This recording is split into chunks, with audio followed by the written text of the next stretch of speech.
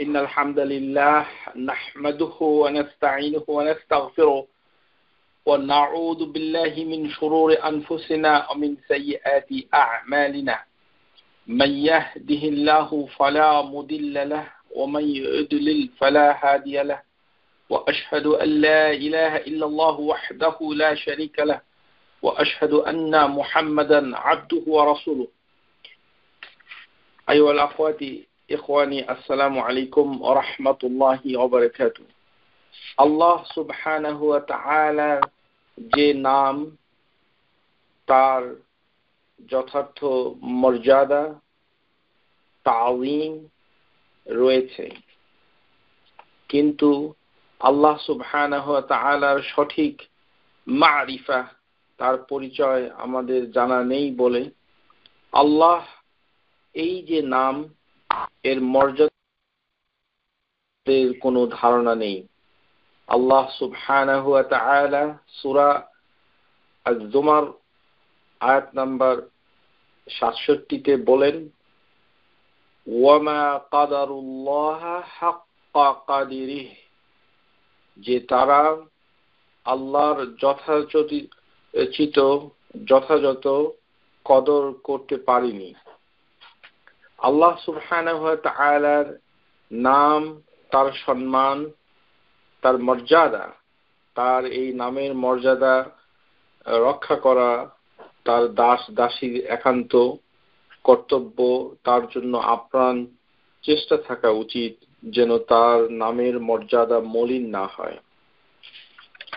এই যে নাম আল্লাহ, এই নামের মর্যাদা হাদিসের ভিতরে এমনই ভাবে এসেছে যে কেউ যদি, আবু দাউদের একটি হাদিসে এসেছে যে কেউ যদি আল্লাহর নাম নিয়ে কিছু চায় তাহলে তাকে দাও, আর কেউ যদি আল্লাহর নাম নিয়ে আশ্রয় চায় তাহলে তাকে আশ্রয় দাও।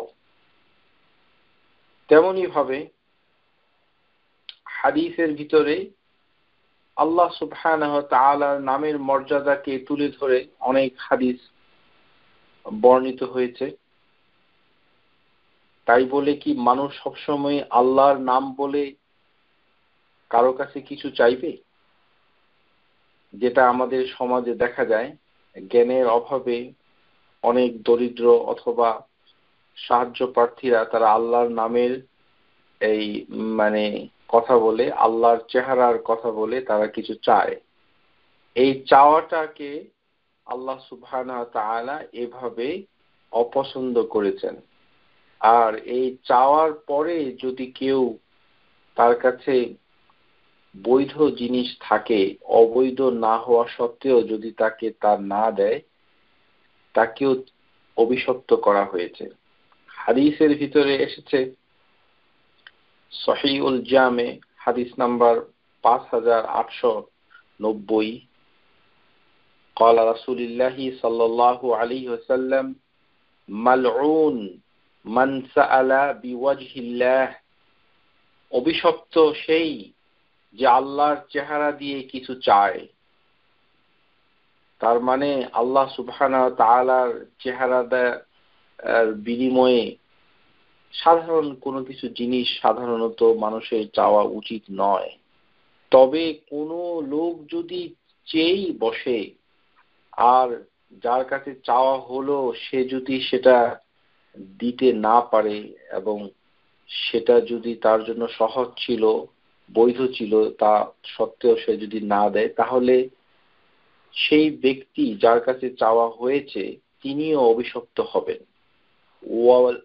وَمَلْعُونٌ مَنْ سُئِلَ بِوَجْهِ اللَّهِ ثُمَّ مَنَعَ سَائِلَهُ مَا لَمْ يُسْأَلْ هُجْرًا, যে এটি অবৈধ ছিল না তারপরেও তাকে সেটা দেওয়া হয়নি। এই কারণেই আল্লাহ সুবহানাহু ওয়া তাআলার এই যে আল্লাহ, এই নাম দিয়ে সব সময় চাওয়া, মানুষের কাছে চাওয়া ঠিক নয়। হাদিসের ভিতরে এসেছে সহিহুল জামে হাদিস নাম্বার 3708, قال رسول الله صلى الله عليه وسلم শাররুন নাসি আল্লাযী ইউসআলু বিল্লাহ সুম্মা লা ইউতা, যে মানুষের মধ্যে নিকৃষ্ট সেই ব্যক্তি যার কাছে আল্লাহর নাম নিয়ে কিছু চাওয়া হলো অথচ সে দিল না। সুতরাং প্রিয় শ্রোতা, আল্লাহ সুবহানাহু ওয়া তাআলার যে নাম আল্লাহ, এই নামটুকুর মর্যাদা রক্ষা করা আমাদের অতীব কর্তব্য। এর একটি বিষয় হচ্ছে যে কোনো ব্যক্তি সহজেই সাধারণ কিছু শুধু শুধু আল্লাহর নাম নিয়ে চাবে না, কিন্তু যদি চেয়েই বসে তখন আপনি যদি শুনেই থাকেন তখন আপনাকে সাধ্যমতো চেষ্টা করতে হবে যে আল্লাহ শব্দটি বলেছে তার মর্যাদা রক্ষার জন্য কিছু হলেও তাকে আপনি দিয়ে দিবেন। কেননা আপনি যদি দিতে ব্যর্থ হন তাহলে আপনি মানুষের মধ্যে নিকৃষ্ট হয়ে যাবেন। শাররুন নাসি আল্লাযী ইউসআলু বিল্লাহি সুম্মা লা ইউতা। আল্লাহ সুবহানাহু ওয়া তাআলার নাম যেখানেই বর্ণিত হবে, বলা হবে, তার মর্যাদা রক্ষা করা এর কথাই আমরা এখন বলছি। কিন্তু আমরা সমাজে দেখতে পাই যে আল্লাহর নাম বলাটাকে মানুষ তেমন কোনো গুরুত্বই দিচ্ছে না। মানুষ গুরুত্ব দিচ্ছে বাজারে বানানো কাঠের টুকরা যেখানে আল্লাহর নামটা লেখা থাকে, এটি ঝুলিয়ে রাখে।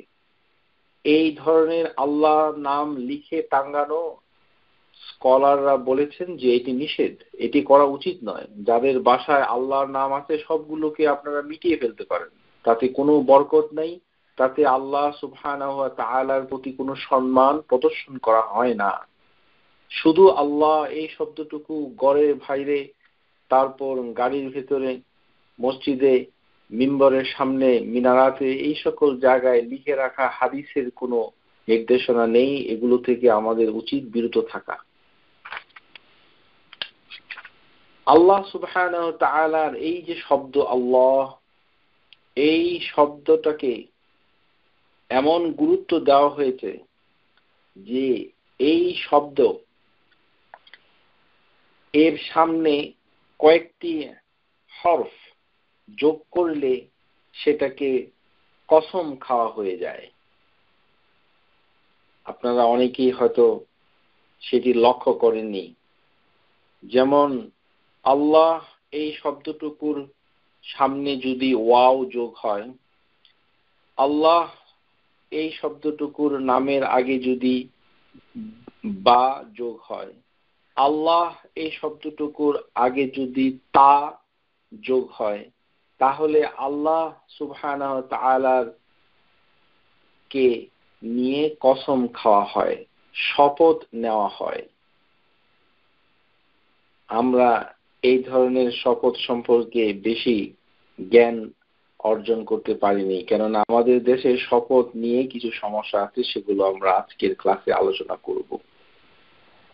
ইমাম আল বুখারী কিতাবুল আইমান ওয়া নুযুর, যে শপথ এবং প্রতিজ্ঞা এবং মানত, এই চ্যাপ্টারে ইমাম আল বুখারী তিনি বর্ণনা করেন কাইফা কানাত ইয়ামিনুন নবী সাল্লাল্লাহু আলাইহি ওয়াসাল্লাম, যে নবী সাল্লাল্লাহু আলাইহি ওয়াসাল্লাম কিভাবে শপথ নিতেন। শপথ নেওয়াটাকে হাদিসের ভাষায় ইয়ামিন বলা হয়। ইয়ামিন, ইয়ামিন শব্দের অর্থ হচ্ছে ডান হাত আরবি ভাষায়। তার মানে এই নয় যে আমরা উত্তর আমেরিকায় ডান হাত তুলে যেই প্রতিজ্ঞা করি সেটাকেই আল্লাহ নামে শপথ নেওয়া হচ্ছে, বোঝায় না। সেটি একটি প্রতিজ্ঞা বটে, কিন্তু শরীয়তে ডান হাত তুলে কোনো কিছুকে ওথ করা, শপথ নেওয়াটা আমাদের ইসলামী শরিয়ার কোনো বিধান নয়। এটি অমুসলিমদের কাছে অত্যন্ত গ্রহণযোগ্য। ইয়ামিন হচ্ছে ডান হাত, এর বহুবচন হচ্ছে আল আইমান, শপথ সমূহ। আল্লাহ সুবহানাহু ওয়া তাআলার এই নাম এত গুরুত্বপূর্ণ যে এই নাম অথবা তার সিফাত, তার গুণাবলী দিয়ে মানুষ আল্লাহ সুবহানাহু ওয়া তাআলা নামে শপথ করে। লা তানউকুদুল আইমানু ইল্লা ইযা কানাত বিইসমি মিন আসমাউল্লাহি তাআলা ওয়া সিফাতিহি মিন সিফাতিহি, যে একটি শপথ, আমরা শপথ বাংলা ভাষায় যেটা বলছি সেটাই উত্তম, অথবা কসম করা। শপথ করা এবং কসম করা একই জিনিস। তো এখন শিক্ষিত সমাজে সাধারণত শপথ কথাটা ব্যবহার হয়, এবং সাধারণ মানুষের ভিতরে আমাদের দেশে কসম এই কথাটা বলা হয়। কিন্তু যেভাবে আমরা বাংলাদেশে বলতে হবে আল্লাহর কসম, আল্লাহর নামে কসম, এটা নেওয়া হচ্ছে ঠিকই, কিন্তু নাম কথাটার অর্থ হচ্ছে ইসম, মানে হচ্ছে নাম, ইসম। আর আল্লাহ সুবহানাহু ওয়া তাআলা, আল্লাহ এই শব্দটুকুর সামনে যদি আমরা ইসম যোগ দেই, তার আগে যদি বা যোগ করে ফেলি, তাহলে সেটি বিসমিল্লাহ হয়ে যায়। আর বিসমিল্লাহ বলে কোনো কসম হয় না। সুতরাং শাব্দিক অর্থে আল্লাহর নামে কসম কথাটা সঠিক নয়, কথাটা হবে আল্লাহর কসম, যে আল্লাহর কসম।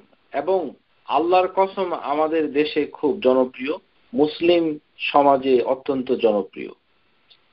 আল্লাহর কসম এই কথাটি হচ্ছে বাংলা ভাষায় সঠিক। আল্লাহর নামে কসম এটি বোঝার জন্য ঠিক আছে, কিন্তু বলার জন্য ঠিক নেই। কারণ আরবিতে যদি এটা বলা হয় তাহলে আকসিমু বিসমিল্লাহ এটা হয়ে যায়। বিসমিল্লাহ বলে আল্লাহর কোনো কসম হয় না।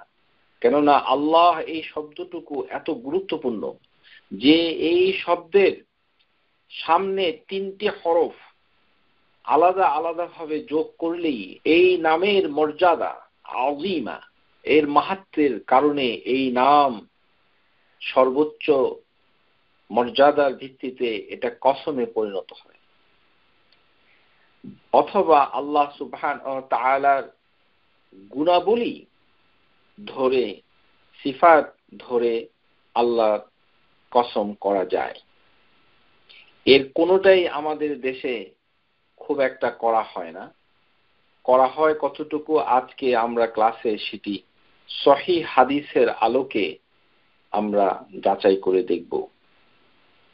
وقال سعاد قال النبي صلى الله عليه وسلم والذي نفسي بيده, যে নবী সাল্লাল্লাহু আলাইহি ওয়াসাল্লাম যখন আল্লাহর কসম করতেন তখন তিনি বলতেন ওয়াল্লাযী নাফসি বিয়াদি, যে যার হাতে আমার প্রাণ। অথবা তিনি বলতেন, হাদিসের ভিতরে এসেছে, যেমন একটি বিখ্যাত হাদিস যেটা আপনারা সবাই শুনে থাকেন, ক্বালা আবু হুরায়রা রাদিয়াল্লাহু আনহু قال قال ابو القاسم صلى الله عليه وسلم والذي نفس محمد بيده لا تعلمون ما اعلم لبكيتم كثيرا, যে আবুল কাসেম রাসূলুল্লাহ সাল্লাল্লাহু আলাইহি সাল্লাম বলেন যে যার হাতে মুহাম্মদের প্রাণ তার কসম, যদি তোমরা জানতে যা আমি জানি তাহলে তোমরা হাসতে কম কাঁদতে বেশি। ওয়ালা দাহিকতুম কালিলান, ওয়ালা দাহিকতুম কালিলান, তোমরা হাসতে কম কান্নাকাটি করতে বেশি। তাহলে এখানে আমরা দেখতে পাচ্ছি যে আল্লাহর একটি সিফাত হচ্ছে ইয়াদুল্লাহ, আল্লাহর হাত। সুতরাং আল্লাহর সিফাত নিয়ে কসম করা বৈধ, এবং নবী সাল্লাল্লাহু আলাইহি ওয়াসাল্লাম তিনি কসম করেছেন। আমাদের বাংলাদেশে আল্লাহর হাত নিয়ে আমরা কখনোই কসম করতে মানুষকে শুনি নাই। কেননা আমাদের দেশে এই হাদিসের এই অংশটুকুর অনুবাদ করে যে আল্লাহর কুদরতি হাত। এই এক নষ্টের দেশ, যেখানে আকীদাকে বিকৃত করা হয়েছে, যেখানে আল্লাহর সিফাতগুলোকে অস্বীকার করা হয়েছে। কুদরা কথাটার অর্থ হচ্ছে শক্তি, সেটি আল্লাহর আরেকটি সিফাত।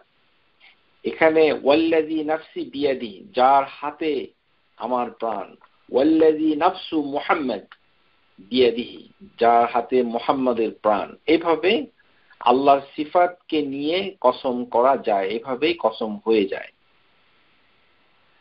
وقال أبو قتادة قال أبو بكر عند النبي صلى الله عليه وسلم لا الله إذن, যে আবু বকর সিদ্দিক রাদিয়াল্লাহু আনহু নবী সাল্লাল্লাহু আলাইহি ওয়াসাল্লাম এর সামনে গিয়ে বললেন, লা হাল্লাহি ইদান, যে অতঃপর না আল্লাহর কসম, লা হাল্লাহি ইদান মানে এভাবেও কসম করা বৈধ, লা হাল্লাহি ইদান। আবার রাসূলুল্লাহ সাল্লাল্লাহু আলাইহি ওয়াসাল্লাম কসম করেছেন ওয়া আইমুল্লাহ, যে ওয়া আইমুল্লাহ, আইমুল্লাহ ওয়া আইমুল্লাহ ওয়া আইমুল্লাহি ইন কানা লা খালিকান লিইমারাতিহি, যখন তিনি ওসামা বিন জাইদকে কমান্ডার নিযুক্ত করেন তখন তার নেতৃত্বের প্রশংসা করে রাসূলুল্লাহ সাল্লাল্লাহু আলাইহি ওয়াসাল্লাম আল্লাহ শব্দের আগে ওয়া আইমুল্লাহ এই কথাটুকু যোগ করে আল্লাহর কসম করেছিলেন। এটিও একটি কায়দা। ওয়া আইমুল্লাহ সাহাবীদের ভিতরে যেমন কসম করার ভিতরে এরকম এসেছে, লা আমরুল্লাহি লানাকতুলুন্নাহু, যে যখন সাআদ বিন উবাদা কসম করে বলল যে তিনি মানে মুনাফিকদের প্রতিশোধ নেবেন আব্দুল্লাহ বিন উবাই, তখন সে আল্লাহ নামে কসম করল যে আব্দুল্লাহ বিন উবাই যে আয়েশা রাদিয়াল্লাহু তাআলা আনহার নামে মিথ্যা রটনা করছিল, তখন আব্দুল্লাহ বিন উবাইকে কঠোর শাস্তি অথবা তাকে হত্যা করার জন্য সাহাবী সাআদ বিন উবাদা যে শপথ নিয়েছিল তার ভাষা ছিল লা আমরুল্লাহি লানাকতুলান্নাহু, আমরা তাকে হত্যা করব।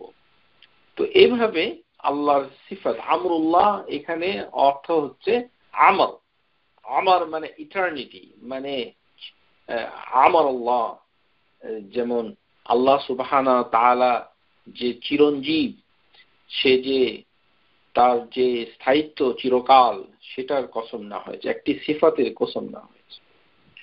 রাসূলুল্লাহ সাল্লাল্লাহু আলাইহি ওয়াসাল্লাম عن ابن عمر قال كانت يمين النبي صلى الله عليه وسلم لا مقلب القلوب, তিনি অনেক সময় বলতেন না লা মুকাল্লিব আল কুলুব, যে অন্তরকে ঘুরিয়ে দেয়। মানে আল্লাহ সুবহানাহু ওয়া তাআলার একটি সিফাত হচ্ছে মুকাল্লিব আল কুলুব, যে তিনি অন্তর সমূহকে ঘুরিয়ে দেন।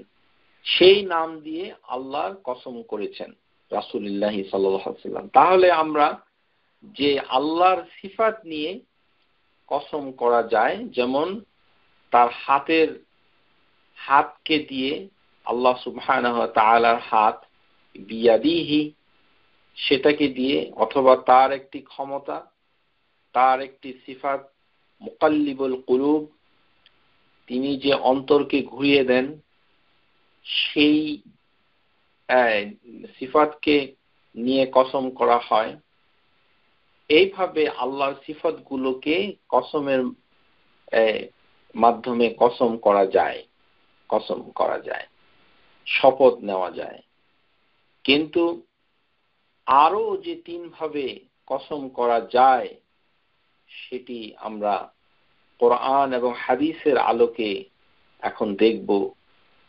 যে হাদিসের ভিতরে ইমাম আল বুখারী হাদিস নাম্বার যে 6627 এই হাদিসের প্রেক্ষাপটে যে চ্যাপ্টার কাইফা কানাত ইয়ামিনুন নবী সাল্লাল্লাহু আলাইহি সাল্লাম, সেখানে যে হাদিসে এসেছে 3 ভাবে কসম করা যায়। ইউকালু, ওয়াও যোগ করে, ওয়াল্লাহি, আল্লাহ শব্দটির সামনে যদি ওয়াও যোগ করা হয় তাহলেই আল্লাহর নামে মানে আল্লাহর কসম হয়ে যায়। ওয়াল্লাহি অথবা ওয়াবিল্লাহি, অথবা বা শব্দটি যোগ করে, অথবা ওয়াতাল্লাহি, তাল্লাহি, তা শব্দটি যোগ করে। ওয়াল্লাহি, ওয়াবিল্লাহি, ওয়াতাল্লাহি, তা, ওয়াও, বা, তা, এই যে 3টে হরফ আলাদা আলাদা করে যদি কেউ বলে ওয়াতাল্লাহি, তাহলেই আল্লাহর নামে কসম হয়ে গেল। অথবা যদি কেউ বলে ওয়াবিল্লাহি, তাহলে আল্লাহর নামে আল্লাহর কসম হয়ে গেল। অথবা ওয়াল্লাহি, তাহলে আল্লাহর নামে কসম হয়ে গেল। এখন আমাদের উত্তর আমেরিকায়, আমাদের সমাজে, বাংলাদেশি সমাজে ওয়াল্লাহি এই ভাষায় কসম একেবারেই নাই বললেই চলে। কেননা এটা আমরা সাধারণত শুনে থাকি যারা মিডল ইস্টের মুসলিম যারা আছে তারা কথায় কথায় ছোট ছেলে মেয়েদের থেকে শুরু করে প্রাপ্ত বয়স্ক সবাইকে আমরা বলতে শুনি ওয়াল্লাহি, কথায় কথায় বলে। এটাও কতটুকু সঠিক আমরা এবং এটা এভাবে করা উচিত কিনা সেটাও আমরা সহিহ হাদিসের আলোকের মানদণ্ডে দেখব।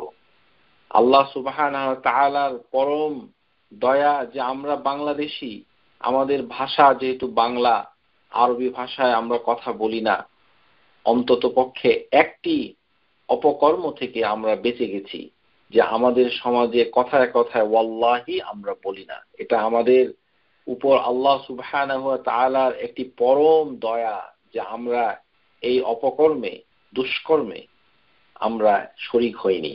আমরা আল্লাহর নামের তাযীম, তার সম্মান, তার মর্যাদা রক্ষা করার জন্য চেষ্টা করি। কিন্তু কিভাবে করি, কতটুকু করি সেটা আমাদের দেখতে হবে। আল্লাহর নামে মিথ্যা কসম খাওয়া যাবে না। যারা খায় তারা আল্লাহর নামকে নগণ্য মনে করে, তাই নয় কি? আল্লাহর নামে কসম খেয়ে যাকে কিছু বলা হয় তার উচিত সে যেন সে নামের তাযীম রক্ষা করে তা বিশ্বাস করা। যদি কেউ আপনাকে বলে আল্লাহর কসম আমি এই কথা বলিনি, তাহলে আপনাকে বিশ্বাস করতে হবে যে আসলেই সত্যি সত্যি সে সেটা বলেনি। কিন্তু মানে জিনিসটি হলো যে যদি কেউ বলে ফেলে তাহলে নামের মর্যাদা রক্ষা করার দায়িত্ব যার কাছে বলা হলো তার। আর যে ব্যক্তি কথায় কথায় এরকম করে তার কর্মকাণ্ড নিশ্চয়ই ভালো নয়, কেননা সে আল্লাহ সুবহানাহু ওয়া তাআলার নামকে অমর্যাদা করছে, কথায় কথায় সে বলছে। সুতরাং দুই দিক থেকেই একটি বিপদ।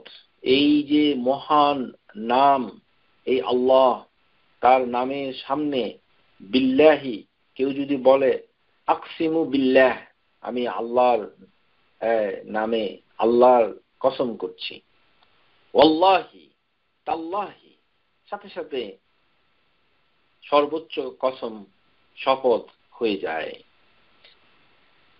অনেক সময় আমরা আমাদের সমাজে অনেকে বলে আল্লাহর কসম আপনাকে খেতে হবে।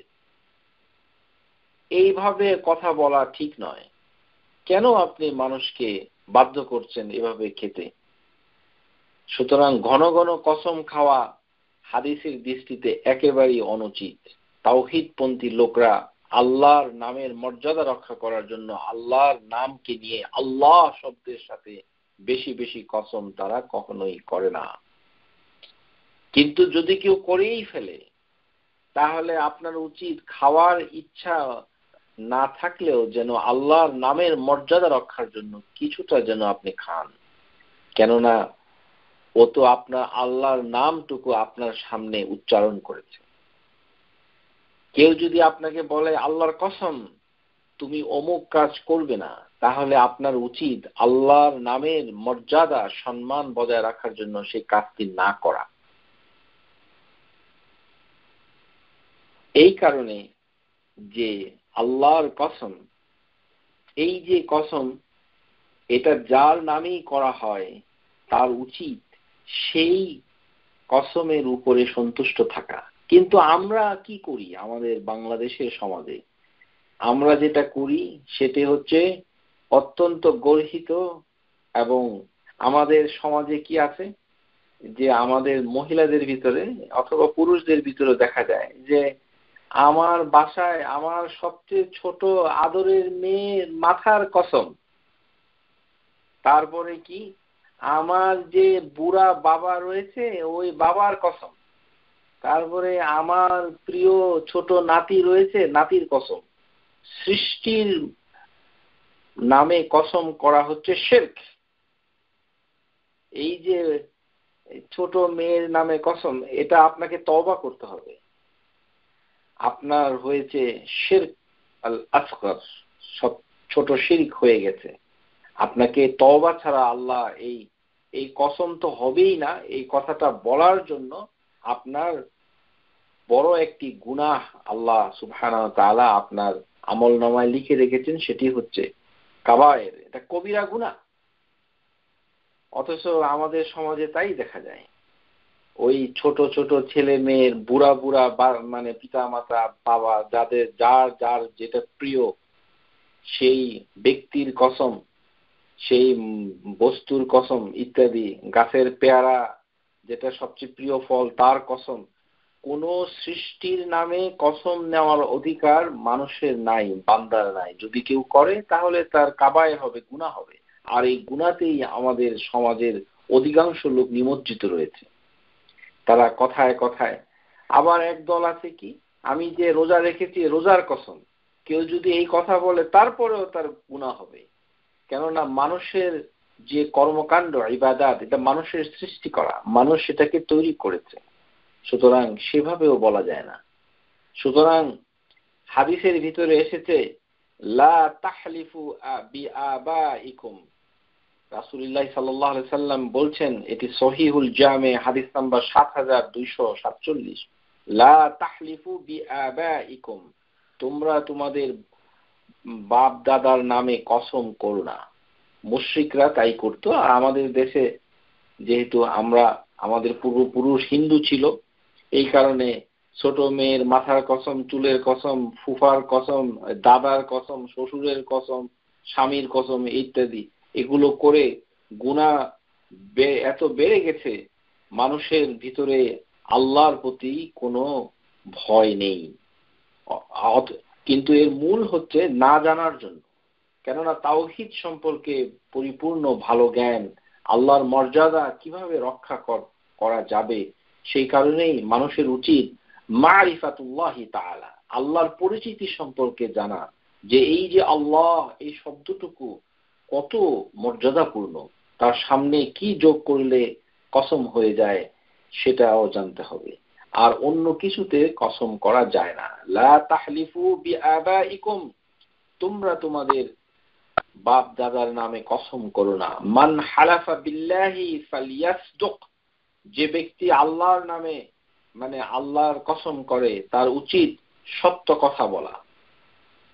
মানে যদি সে কসম করেই ফেলে, ওয়ামান হুলিফা লাহু বিল্লাহি ফালিয়ারদা, আর যে ব্যক্তির উদ্দেশ্যে কসমটুকু করা হয়ে গেল, যদিও করা উচিত ছিল না কিন্তু করে ফেলেছে, তার উচিত যে সেই কসমে ওই ব্যক্তির সন্তুষ্ট থাকা।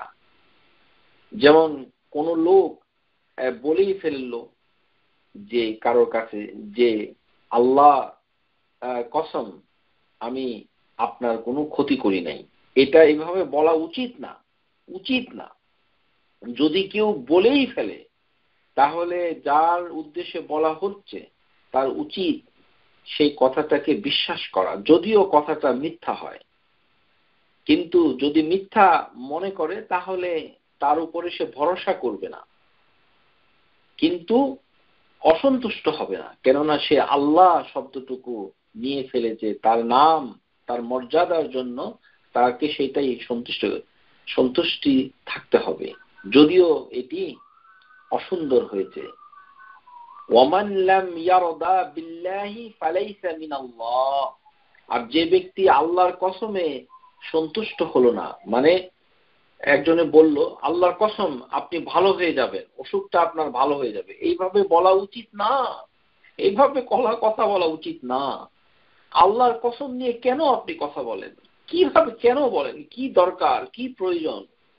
অনর্থক বিপদ ডেকে আনছেন, আর এখানে শুধু নিজের বিপদ নয়, অন্যের বিপদও ডেকে আনছেন। আপনি যখনই বলবেন তখনই যে শুনবে তার উচিত ওই কথার উপরে সন্তুষ্ট থাকা, এবং যদি সে সন্তুষ্ট না থাকে ফালাইসা মিনাল্লাহ, তাহলে আল্লাহর পক্ষ থেকে তার কোনো কল্যাণের আশা নেই। কসমের মাধ্যমে আল্লাহর বরত্বটাকে কামনা করা হয়েছে। এখানে মিথ্যা কসম যদি সে খেয়েই থাকে আল্লাহর নামে, তাহলে সেটা তাকে জানতে দেওয়া উচিত না। যার জন্য আল্লাহর নামে কসম করা হলো তার উচিত হচ্ছে সন্তুষ্ট থাকা, আর আল্লাহর নামের কসম করার পর সে যদি সন্তুষ্ট না থাকে তাহলে তার প্রতি ভয় প্রদর্শন, হুঁশিয়ারি উচ্চারণ করা উচিত। কেননা সন্তুষ্টি না হওয়া কবিরা গুনাহ। যেমন হাদিসের ভিতরে এসেছে যে সহিহুল জামে, এই কিতাবের ভিতরে হাদিস নাম্বার 3450 একটি হাদিস। এই হাদিসের ভিতরে ঈসা ইবনে মারিয়াম রাদিয়াল্লাহু আলাইহিস সালাতু ওয়াস সালাম এর ঘটনা বর্ণনা হয়েছে। রাআ ঈসা ইবনে মারিয়াম রাজুলুন ইয়াসরিকু, যে ঈসা ইবনে মারিয়াম আলাইহিস সালাম এক লোককে চুরি করতে দেখলেন। সুবহানাল্লাহ, যে ঈসা ইবনে মারিয়াম একটা লোককে চুরি করতে দেখলেন। ফাকালা লাহু, সেই লোকটাকে ঈসা ইবনে মারিয়াম বললেন যে তুমি কি চুরি করছো? ফাকালা লাহু আসারাকতা, তুমি কি চুরি করছো? দেখুন, ঈসা ইবনে মারিয়াম কিন্তু আল্লাহর কসম নিয়ে কথাটা বলে নাই, সে বলেছে যে তুমি কি চুরি করছো। তিনি সাধারণভাবে কথাটা বলেছেন যে কি তুমি কি চুরি করছো। ঈসা ইবনে মারিয়াম আল্লাহর নবী, তিনি কত সুন্দর করে ওই চোরকে বলছে তুমি কি চুরি করেছো, কারণ সে তাকে দেখেছে চুরি করার জন্য। কিন্তু বনি ইসরাইলের সেই চোর, সে বলছে কাল কাল্লা ওয়াল্লাযী লা ইলাহা ইল্লাহু, যিনি ছাড়া কোনো সত্য উপাস্য নাই তার কসম আমি চুরি করি নাই। কাল্লা ওয়াল্লাযী লা ইলাহা ইল্লাহু, তার মানে সে আল্লাহর নামে কসম করে বলছে যে সে চুরি করে নাই, অথচ ঈসা ইবনে মারিয়াম তাকে দেখেছে। তো এখন ব্যাপারটা হলো কি, ফাকালা ঈসা ইবনে মারিয়াম আমানতু বিল্লাহ, ঈসা ইবনে মারিয়াম বলল যে আমি আল্লাহর উপরে বিশ্বাস করি, ওয়া কাযাবতু আইনি, আমার চোখকে আমি মিথ্যা বলছি। মানে তিনি চোখের উপরে অভিযোগটা ছেড়ে দিলেন যে হয়তো আমার চোখ ভুল দেখেছে, মিথ্যা বলছে। মানে আল্লাহ সুবহানাহু ওয়া তাআলার দিকে আর তিনি ফিরে গেলেন না। যেহেতু ওই চোর সে আল্লাহর নামে কসম করে বলছে যে সে চুরি করে নাই, এই কারণে ঈসা ইবনে মারিয়াম বলছে আমানতু বিল্লাহ।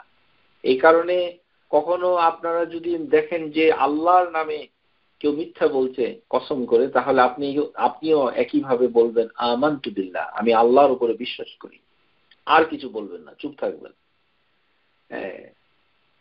ওয়া কাযাবতু আইনি, আমার চোখ হয়তো মিথ্যা দেখেছে। তার মানে আল্লাহর নামটুকু আর ঈসা ইবনে মারিয়াম আর বললেন না। মর্যাদা রক্ষা করার জন্য এভাবেই বিভিন্ন ভাবে মানে হাদিসের ভিতরে এসেছে। তাহলে আল্লাহর নামে কসম করে সন্তুষ্ট না থাকার পরিণাম সম্পর্কে আমরা জানতে পারলাম। আল্লাহর এই যে কসম, এই কসমগুলো অনেক সময় এমন ভাবে করে ফেলে লোকজন যে দেখা যায় যে আল্লাহ সুবহানাহু ওয়া তাআলার যে আযীমা, তার যে মর্যাদা তার ক্ষুণ্ণ হয়ে যায়। আল্লাহ সুবহানাহু ওয়া তাআলার ইচ্ছাধীন বিষয়ে কসম করার পরিণতি সম্পর্কে একটি হাদিস এসেছে, ইমাম মুসলিম বর্ণনা করেছেন। জুনদুব বিন আব্দুল্লাহ রাদিয়াল্লাহু আনহু قال قال رجل, রাসূলুল্লাহ সাল্লাল্লাহু আলাইহি ওয়াসাল্লাম বলছেন, ওয়াল্লাহি লা ইয়াগফিরুল্লাহু লিফুলানিন, যে এক ব্যক্তি বলল আল্লাহর কসম অমুক ব্যক্তিকে আল্লাহ ক্ষমা করবেন না। আমাদের সমাজে এই ধরনের লোক আছে যারা আল্লাহর কসম করে বলে যে তাকে আল্লাহ শাস্তি দিবেই। এরকম আমাদের রাজনৈতিক দলের লোকরা এই ধরনের অনেক সময় কথা বলে, প্রতিপক্ষের উদ্দেশ্যে বলে ফেলে আল্লাহর কসম তাকে আল্লাহ শাস্তি দিবেই, অথবা তার উপরে মানে যে ধরনের আযাব পড়েছে এটি কৃতকর্মের জন্য আল্লাহ তাকে শাস্তি দিচ্ছেন, ক্ষমা করবেন না, ইত্যাদি ইত্যাদি। এক ব্যক্তি ওয়াল্লাহি লা ইয়াগফিরুল্লাহু লিফুলান, সে বলল যে অমুক ব্যক্তিকে আল্লাহ ক্ষমা করবেন না, আল্লাহর কসম নিয়ে আল্লাহ সম্পর্কিত একটি কথা সে বলে ফেলল। ফাকাল আল্লাহু আযজা ওয়া জাল্লা মান যাল্লাযী ইয়াতাআল্লা আলাইয়া আন লা আগফিরা লিফুলান। আল্লাহ সুবহানাহু ওয়া তাআলা তখন বললেন যে আমি অমুককে ক্ষমা করব না, এই কথা বলার স্পর্ধা কার আছে? আমি যে ক্ষমা করব না এই কথাটা বলার ক্ষমতা কার? আল্লাহ আগফিরা লিফুলান আল্লাযী ইয়াতাআল্লা আলাইয়া আল্লাহ আগফিরা লিফুলান, যে আমি অমুক ব্যক্তিকে ক্ষমা করব না, এটা কিভাবে সে বলতে পারলো? ফাইন্নী কাদ গাফারতু লাহু, আমি তাকে ক্ষমা করে দিলাম। সুবহানাল্লাহ, আল্লাহ সুবহানাহু ওয়া তাআলা ওই লোকটাকে ক্ষমা করে দিল যার উদ্দেশ্যে এই কথাটা বলা হয়েছিল। ওয়াহবাতু আমালাক, আর যে ব্যক্তি এই কথা বলেছিল কসমকারী, তার সমস্ত আমল আমি বাতিল করে দিলাম। এই কারণে হঠকারী মন্তব্য, আল্লাহর নাম নিয়ে আল্লাহর উপরে মাতব্বরি করা, অহংকার করা, যে সকল বিষয় আল্লাহর ইচ্ছাধীন, আল্লাহর হক বাধ্যবাধকতা মানে করতে বাধ্য করা, যেন আল্লাহ তার কাছ থেকে ফয়সালা নেবে। আমাদের সমাজে এটা দেখা যায়, বিশেষ করে মহিলাদের ভিতরে অথবা পুরুষদের ভিতরে দেখা যায়। কি বা আমাদের বলে, যেমন ধরুন একজনের ক্যান্সার হয়েছে, তো সে ক্যান্সার হয়েছে অথবা কোনো দুরারোগ্য ব্যাধি তার শরীরে বাসা বেঁধেছে, সে বলছে, ও আল্লাহ তুমি আমার শত্রুকেও এই ক্যান্সারটা দিও না, এই বিপদ শত্রুকেও দিও না। আল্লাহ কাকে দিবে, আপনার শত্রুকে আল্লাহ কি দিবে, সেটা কি আল্লাহ আপনার কাছে জানতে চেয়েছে? নাকি আপনি আল্লাহকে পরামর্শ দিচ্ছেন যে আমার শত্রু যারা তাদেরকে আল্লাহ কি দিবে, সেটা আপনি আল্লাহকে কাউন্সিলিং করছেন? এই সকল করা তাওহীদের খিলাফ। আল্লাহর কথা নিয়ে মানুষ কত ধরনের কথা বলে, আমরা কত ধরনের কথা ইতিপূর্বে বলেছি। শুধু জ্ঞান না থাকার জন্য তাওহীদের মৌলিক বইগুলো আমাদের বাংলাদেশের মাদ্রাসাগুলোতে পড়ায় না বিধায় সাধারণ জনগণ তা থেকে বেখবর রয়েছে। আমাদের দেশে একটা ভূমিকম্প যদি হয়, জলোচ্ছ্বাস যদি হয়, সাথে সাথে বলে ফেলে যে এই গুনাহ করেছে তো এই কারণেই আল্লাহ ভূমিকম্প দিয়েছে। আল্লাহ কাকে ভূমিকম্প দিচ্ছে, কাকে জলোচ্ছ্বাস দিচ্ছে, সেটা কি আমাকে তিনি পরামর্শ করে দিয়েছেন যে আমি গুনাহর কারণে এটাকে করেছি অথবা সওয়াবের কারণে তাকে এটা দান করেছি? এই ধরনের বাধ্যবাধকতা, আল্লাহর ফয়সালা যদি মানুষ এরকম মনে করে যে আল্লাহ তার কাছ থেকে পরামর্শ নিয়ে আল্লাহর ফয়সালা দেয়, তাহলে এটি তাওহীদের মূল নীতির পরিপন্থী।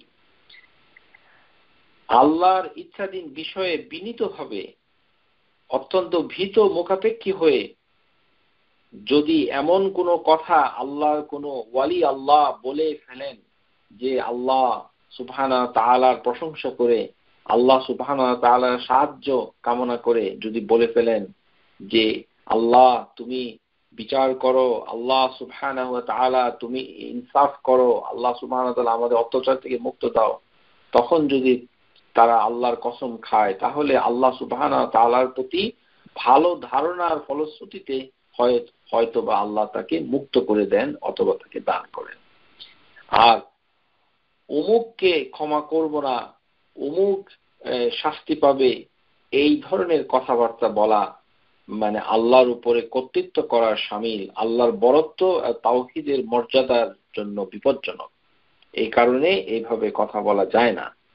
কেননা আবু হুরায়রা এই হাদিসটা বর্ণনা করে বলেন যে যেই লোক এই কথাটুকু বলেছিল সে ছিল একজন সাধারণ ইবাদতকারী, সারা জীবন সে ইবাদত করে আল্লাহর নৈকট্য লাভ করেছে, কিন্তু একটি মাত্র কথার দ্বারা তার দুনিয়া এবং আখিরাতের আমল বরবাদ করে ফেলেছে।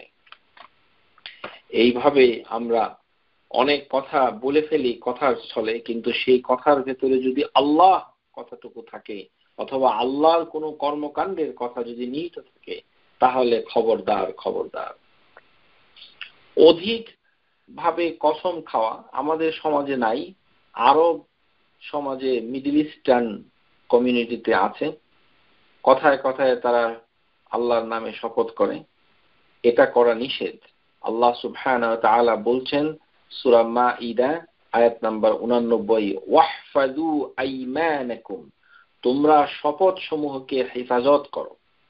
রাসূলুল্লাহ সাল্লাল্লাহু আলাইহি সাল্লাম বুখারী মুসলিমের হাদিসে এসেছে, আল হালিফু মানফাকাতুন লিল সিলআতি মামহাকাতুন লিল কাসবি, যে অধিক শপথ, যারা বেশি বেশি করে কসম খায় কথায় কথায়। আমাদের কিছু লোক আছে এই সমাজের ভিতরে, কোনো কাজ কর্ম নেই, কোনো উদ্দেশ্য নেই, কথায় কথায় কথায় কথায় আল্লাহর কসম আল্লাহর কসম। এইভাবে যারা শুধু খালি কসম কসম করে, তাদের খেদমতে হাদিসটা আবারও পড়ছি, তাদের জন্য দুটো শাস্তি। একটি হচ্ছে মানফাকাতুন লিসিলআতি, তার সম্পদ বিনষ্ট হয়ে যাবে, দুনিয়াতে তার যে অ্যাসেট আছে, টাকা পয়সা, ডলার, গাড়ি বাড়ি, এগুলোর ক্ষতি হবে। আর মামহাকাতুন লিকাসবি, আর যে উপার্জন করবে তারও বরকত থাকবে না, ওটা ধ্বংস হয়ে যাবে। কথায় কথায় কসম করা অত্যন্ত গর্হিত কাজ। কসম করতে তো আল্লাহ সুবহানাহু ওয়া তাআলা আপনাকে বাধ্য করেনি, কেন আল্লাহর নাম নিয়ে কসম করেন? এই কারণে। আর অবশ্য আল্লাহর নাম নিয়ে তো আমাদের সমাজে কসম খুব কমই লোকই করে, আর যা করে তারাও অতিরিক্ত করে।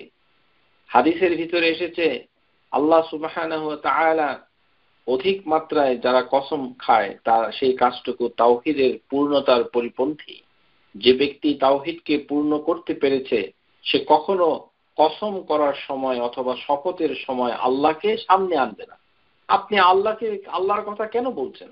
আপনি বলুন যে আমি কাজটি করব, আলহামদুলিল্লাহ। আপনি কথায় কথায় অনর্থক কসম খাওয়াতে আল্লাহ সুবহানাহু ওয়া তাআলা যারা অতিরিক্ত করে তারা ওটা থেকে মাফ পেয়ে যাবে বলেই স্কলাররা বলেছে। এর দলিলও রয়েছে, আমরা সেটা আলোচনা করব। কিন্তু তাওহীদ পন্থী, যার ভিতরে আল্লাহর পরিচিতি, মারিফাতুল্লাহি তাআলা, যিনি আল্লাহর পরিচিতি পেয়ে গেছেন, আল্লাহর নামের মর্যাদা সম্পর্কে যার পরিচয় লাভ ঘটেছে, সে তো বেশি বেশি করে কসম খেয়ে মুখ এবং অন্তরকে মুক্ত রাখবে, কখনো খাবে না।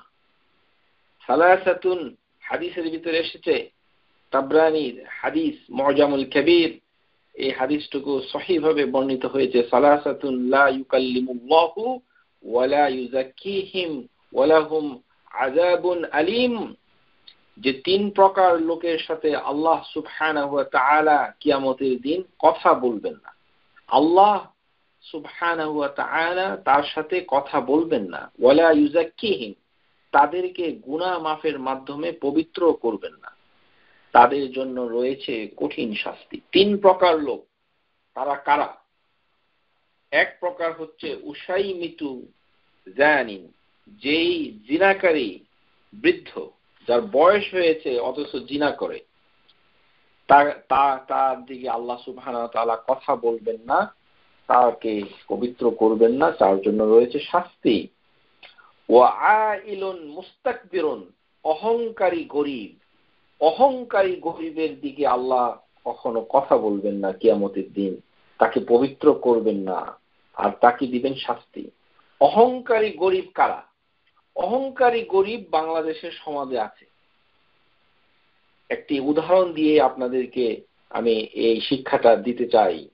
আমাদের সমাজে অনেক গরীব লোক আছে, যখন তাকে যাকাতের পয়সা দেওয়া হয় তখন সে যাকাত নিবে না। বলে যে আমাকে কেন টাকা দিচ্ছেন, আমি টাকা নিব না, আমি কি আপনার দয়ার, অনেক কথা শুনিয়ে দেয়। এটা হচ্ছে অহংকারী গরিবের নমুনা। ওয়া আইলুন মুস্তাকবিরুন, অন্যদিকে যিনি যাকাত দিচ্ছেন তারও উচিত না এই যাকাতটাকে যাকাত বলা, কারণ যাকাত আদায় করার সময় সেই কথা বলার কোনো শর্ত নেই। আপনাকে বলতে হবে না এটা যাকাতের টাকা, কেন বলছেন? আপনি তাকে সুন্দর একটি কথা বলে তাকে টাকাটা অথবা সম্পদটা তাকে দিতে পারেন। সেটা হচ্ছে যে আমি আপনার ভাই, আপনাকে এটা দিলাম, আপনি গ্রহণ করুন। আমি কি আপনার ভাই হিসেবে আপনাকে কিছু দিতে পারি না? আপনার ছোট ছেলে মেয়ে রয়েছে, কি মাঝে মধ্যে কিছু একটা দিলাম, আপনি এটা গ্রহণ করুন। অন্তরে আপনার থাকবে যে এটি যাকাত, অন্তরে থাকবে, কিন্তু মুখে সেটা বলবেন না। আর সমাজের ভিতরে যেহেতু এই হাদিসের উপরে কোনো আমল নাই, এই কারণে গরিব লোকগুলা অহংকার করে টাকাটা নেয় না, এবং সেই ধরনের গরিবের জন্য রয়েছে শাস্তি। কিয়ামতের দিন সেই গরিবকে আল্লাহ সুবহানাহু ওয়া তাআলা শাস্তি দিবে। গরিব হওয়া তো দুনিয়াতে একটা শাস্তি, সে পেয়েই গেছে, টাকার অভাব। আর আখিরাতে আল্লাহ তার সাথে কথা বলবে না। ওয়া আইলুন মুস্তাকবিরুন, গরিব ভিখারি কপর্দকহীন, আবার অহংকার করে কথা বলে না, কোনো কিছু দিলে নিতে চায় না, কেন নিব ইত্যাদি ইত্যাদি। আমাকে কি আপনি ফকির ভেবেছেন? অনেক ধরনের কথা বলে। এই ধরনের কথা বলা থেকে আল্লাহ আমাদের সমাজে গরিব দিকে মাহফুজ রাখুন, আমিন। আপনারা যারাই এই সমস্যায় পড়বেন তাদের উচিত ওই গরিব লোকটাকে এই হাদিসটা শিক্ষা দেওয়া, ওই হাদিসটা তাদেরকে শোনাবেন। কেননা তার ধারণা হয়েছে যে সে এরকম আচরণ করলে সে আল্লাহর ভালোবাসা পাবে, আল্লাহ যে তার উপরে রুষ্ট হয়েছে সেটি তার কোনো জ্ঞান নাই।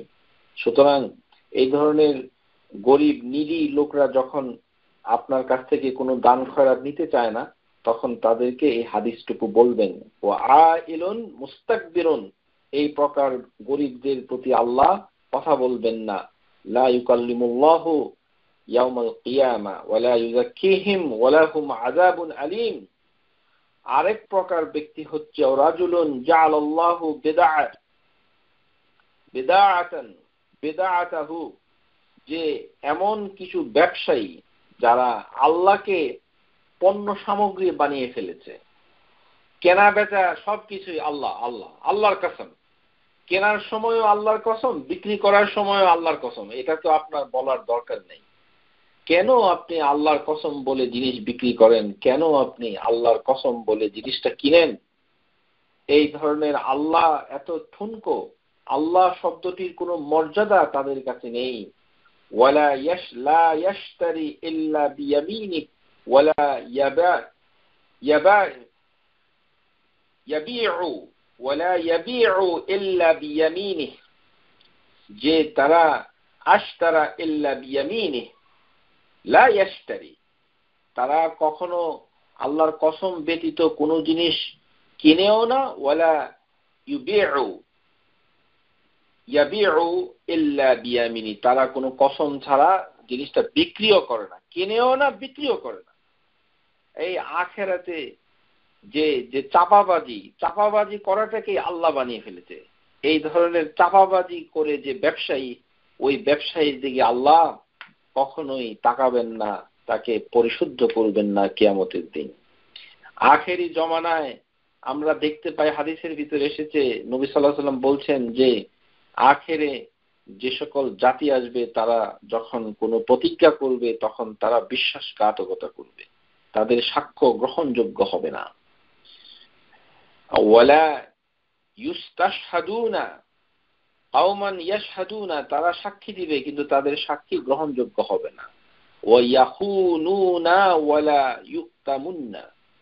ইউতামানুনা, যে তারা যখন আমানত রক্ষা করবে না, বিশ্বাসঘাতকতা করবে। ওয়ায়ানজিরুনা ওয়ালা ইউফুন, তারা মানত করবে কিন্তু তা পূরণ করবে না।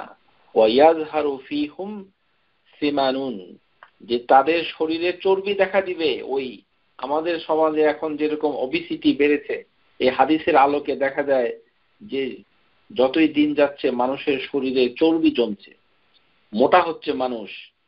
এই যে মানুষ যে মোটা হবে এবং তাদের ভিতরে এই গুণাবলীগুলো স্পষ্ট হবে, আল্লাহ রাসূলের সেই ভবিষ্যৎবাণী হাদিসের আলোকে আমরা সত্যিই দেখতে পাচ্ছি। ওয়াজহারু ফীহিম সিমানুন, সিমানুন মানে হচ্ছে ফ্যাট হয়ে যাওয়া, ফ্যাটি, যে তাদের ভিতরে আমানত খেয়ানত করা, সাক্ষ্য ভুল মিথ্যা সাক্ষ্য দেওয়া, মানত করা, এগুলো পূর্ণ করবে না। সুতরাং আমরা দেখতে পাচ্ছি যে আল্লাহ সুবহানাহু ওয়া তাআলার নামের মর্যাদা তারা রক্ষা করতে পারছে না। এই যে আল্লাহ সুবহানাহু ওয়া তাআলার মানের মর্যাদা তারা রক্ষা করছে না, এর কারণ হচ্ছে এই যে শপথ নিচ্ছে, এই শপথগুলো বৈধ হচ্ছে না। অনেক শপথ রয়েছে যেগুলো পদ্ধতির কারণে ভুল হয়েছে, সেগুলোকে সংশোধন করা যাচ্ছে না। আমরা রাসূলুল্লাহ সাল্লাল্লাহু আলাইহি সাল্লাম থেকে হাদিস বুখারীতে এসেছে, বাবুন লা তাহলিফু বিআবাইকুম, তোমাদের পিতামহের নামে শপথ করো না। হাদিস নাম্বার 6646। এখানে রাসূলুল্লাহ সাল্লাল্লাহু আলাইহি সাল্লাম বলছেন, আলা ইন্নাল্লাহা ইয়ানহাকুম আন তাহলিফু বিআবাইকুম, তোমরা পিতামহের নামে, কে আমরা যেরকম ছেলে মেয়েদের নামে শপথ করি সেটা করবে না। মান কানা হালিফান, তোমরা যদি শপথ করতে চাও, তোমরা যদি কসম করতে চাও, ফালইয়াহলিফ বিল্লাহ, তোমরা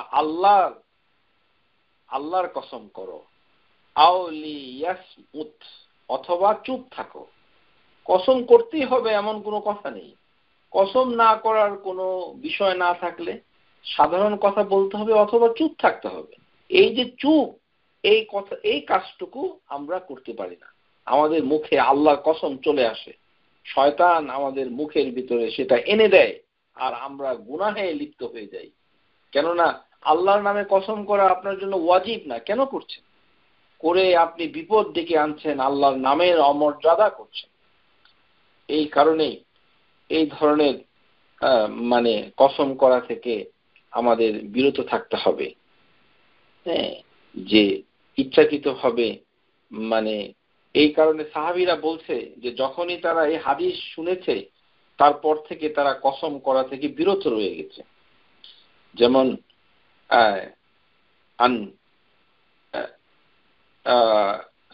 عن عمر رضي الله عنه قال ابن عمر سمعت عمر يقول, ওমর ইবনে ওমর তার আব্বা থেকে রাদিয়াল্লাহু আনহু, তার আব্বা থেকে শুনেছেন, ইয়াকুল ক্বালা লি, সে আমাকে বলে, রাসূলুল্লাহ সাল্লাল্লাহু আলাইহি ওয়াসাল্লাম ইন্নাল্লাহা ইয়ানহাকুম আন তাহলিফু বিআবাইকুম, তোমরা পিতামাতার নামে কোনো কসম করো না। ক্বালা ওমর ফাওয়াল্লাহি মা হালাফতু বিহা মুনযু সামি'তু নবী সাল্লাল্লাহু আলাইহি ওয়াসাল্লাম যাকিরান ওয়ালা আসীরান, যে ইন্টেনশনালি অথবা আনইনটেনশনালি, ইচ্ছাকৃতভাবে কোনোভাবেই তিনি বেশি আর মানে কসম করতেন না, কসম করাই বন্ধ করে দিয়েছে ভয়ে। সুতরাং কসম বেশি বেশি করা এটি ঠিক নয়। এই কারণেই ইমাম আল বুখারী চ্যাপ্টার নাম্বার 9 হাদিস নাম্বার 6654, কাউলুল্লাহি তাআলা ওয়া আকসামু বিল্লাহি জাহাদা আইমানিহিম, যে قال أبو بكر فوالله يا رسول الله لا تحدثيني بالذي أخطأت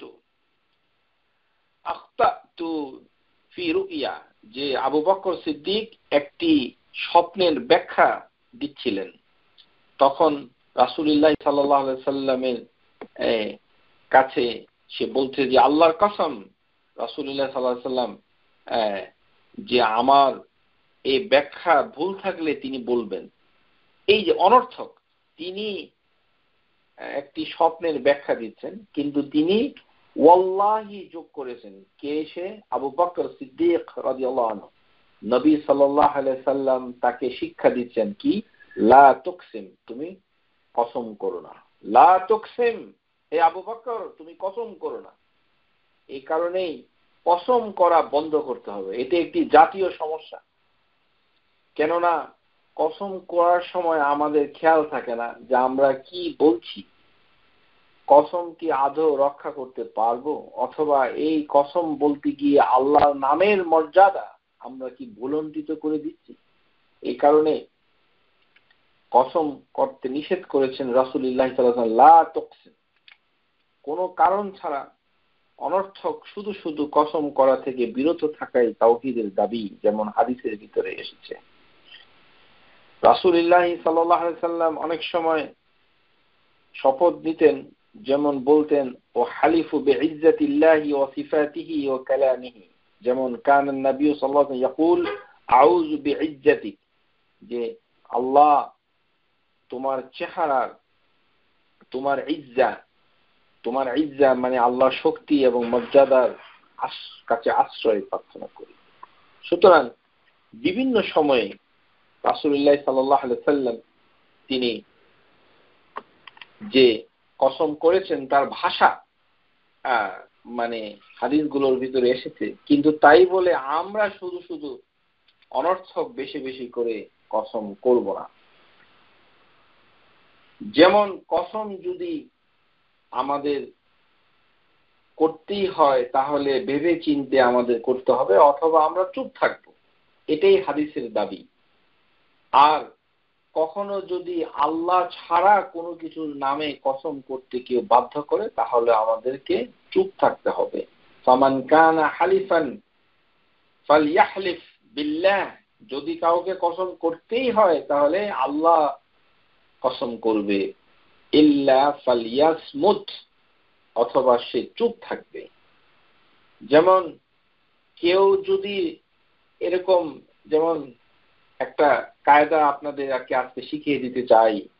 আমাদের অনেক মা বোন যারা আছেন, তারা যেহেতু তাওহীদের জ্ঞান নাই, তারা হয়তো আপনার সামনে যদি বলে যে আমার ছোট ছেলের কসম, আমার ছোট্ট বউয়ের কসম, ছোট মেয়ের কসম, তাহলে তো শিরিক হচ্ছে, সাংঘাতিক ধরনের গুনাহ হচ্ছে আপনার সামনে। আপনি তখন কি করবেন? মানে আপনার উচিত কি করা, সেটার জন্য একটি হাদিস এসেছে, মান হালাফা ফাকালা ফি হালফিহি বিল্লাত ওয়াল উজ্জা, কোন ব্যক্তি যদি লাত উজ্জা এগুলো নিয়ে কসম করে, তাহলে যে ব্যক্তি শুনবে ফালইয়াকুল লা ইলাহা ইল্লাল্লাহ, তা বলবে আল্লাহ ছাড়া আর কোনো সত্যিকার মাবুদ নাই। তাহলে উত্তর হবে, আপনি সাথে সাথে বলবেন লা ইলাহা ইল্লাল্লাহ, লা ইলাহা ইল্লাল্লাহ, এটি হচ্ছে উত্তর, লা ইলাহা ইল্লাল্লাহ। কোন ধরনের মিথ্যা কসম, কোন ধরনের মানে অবৈধ কসম যদি কেউ আপনার সামনে করে, তাহলে আপনি সাথে সাথে বলবেন ফালিয়াকুল লা ইলাহা ইল্লাল্লাহ, এটাই হচ্ছে জবাব। আবার আমাদের সমাজে এরকম আছে, অনর্থক কসম করে বলছে আল্লাহর কসম যদি এটা না হয় তাহলে আমি মুসলমানই না, এরকমও আছে। এই ধরনের কথা বলা অত্যন্ত জঘন্য, এবং এর পরিণাম হাদিসের ভিতরে এসেছে যে সে যদি মিথ্যাভাবেই কসম করে থাকে তাহলে সে মুসলমান থেকে খারিজ হয়ে যাবে, আউযুবিল্লাহ। যদি এরকম বলে থাকে, যদি আল্লাহর কসম এরকম এরকম যদি হয় তাহলে আমি হিন্দু হয়ে গেলাম, আমি আজকে থেকে আর মুসলমান না, মুসলমানের খাতা থেকে আমার নাম কাটা গেল, আমি মিষ্টিটা খাবই, ইত্যাদি কোনো কথা নাই, বার্তা নাই, মানুষের উদ্দেশ্যে এরকম কসম করে হাদিসের ভিতরে এসেছে, তাহলে সে হিন্দুই হয়ে যাবে। এই হাদিসটুকু এসেছে ইমাম আল বুখারী, হাদিস নাম্বার 1363, মান হালাফা বিমিল্লাতি সিওয়া আল ইসলাম, যে ব্যক্তি ইচ্ছাকৃতভাবে অন্য ধর্ম নিয়ে অথবা ধর্ম থেকে বের হয়ে যাওয়ার জন্য, একই কথা, আপনি যদি বলেন যে আমি মুসলমান না, তার মানে আপনি গায়রু মুসলিম, অন্য একটা ধর্ম চাচ্ছেন, এইভাবে যদি কেউ কসম করে, শপথ নেয়, কাযিবান মিথ্যাভাবে নেয়, ফাহুয়া কামা ক্বাল, এবং তাহলে সে সেটাই হবে সে যেটা বলেছে, তার মানে সে হিন্দুই হয়ে যাবে। তখন তাকে আবার তওবা ইস্তেগফার করে নতুন করে মুসলমান হইতে হবে, শাহাদাতাইন বলতে হবে, ইত্যাদি, তওবা করতে হবে, ইত্যাদি ইত্যাদি।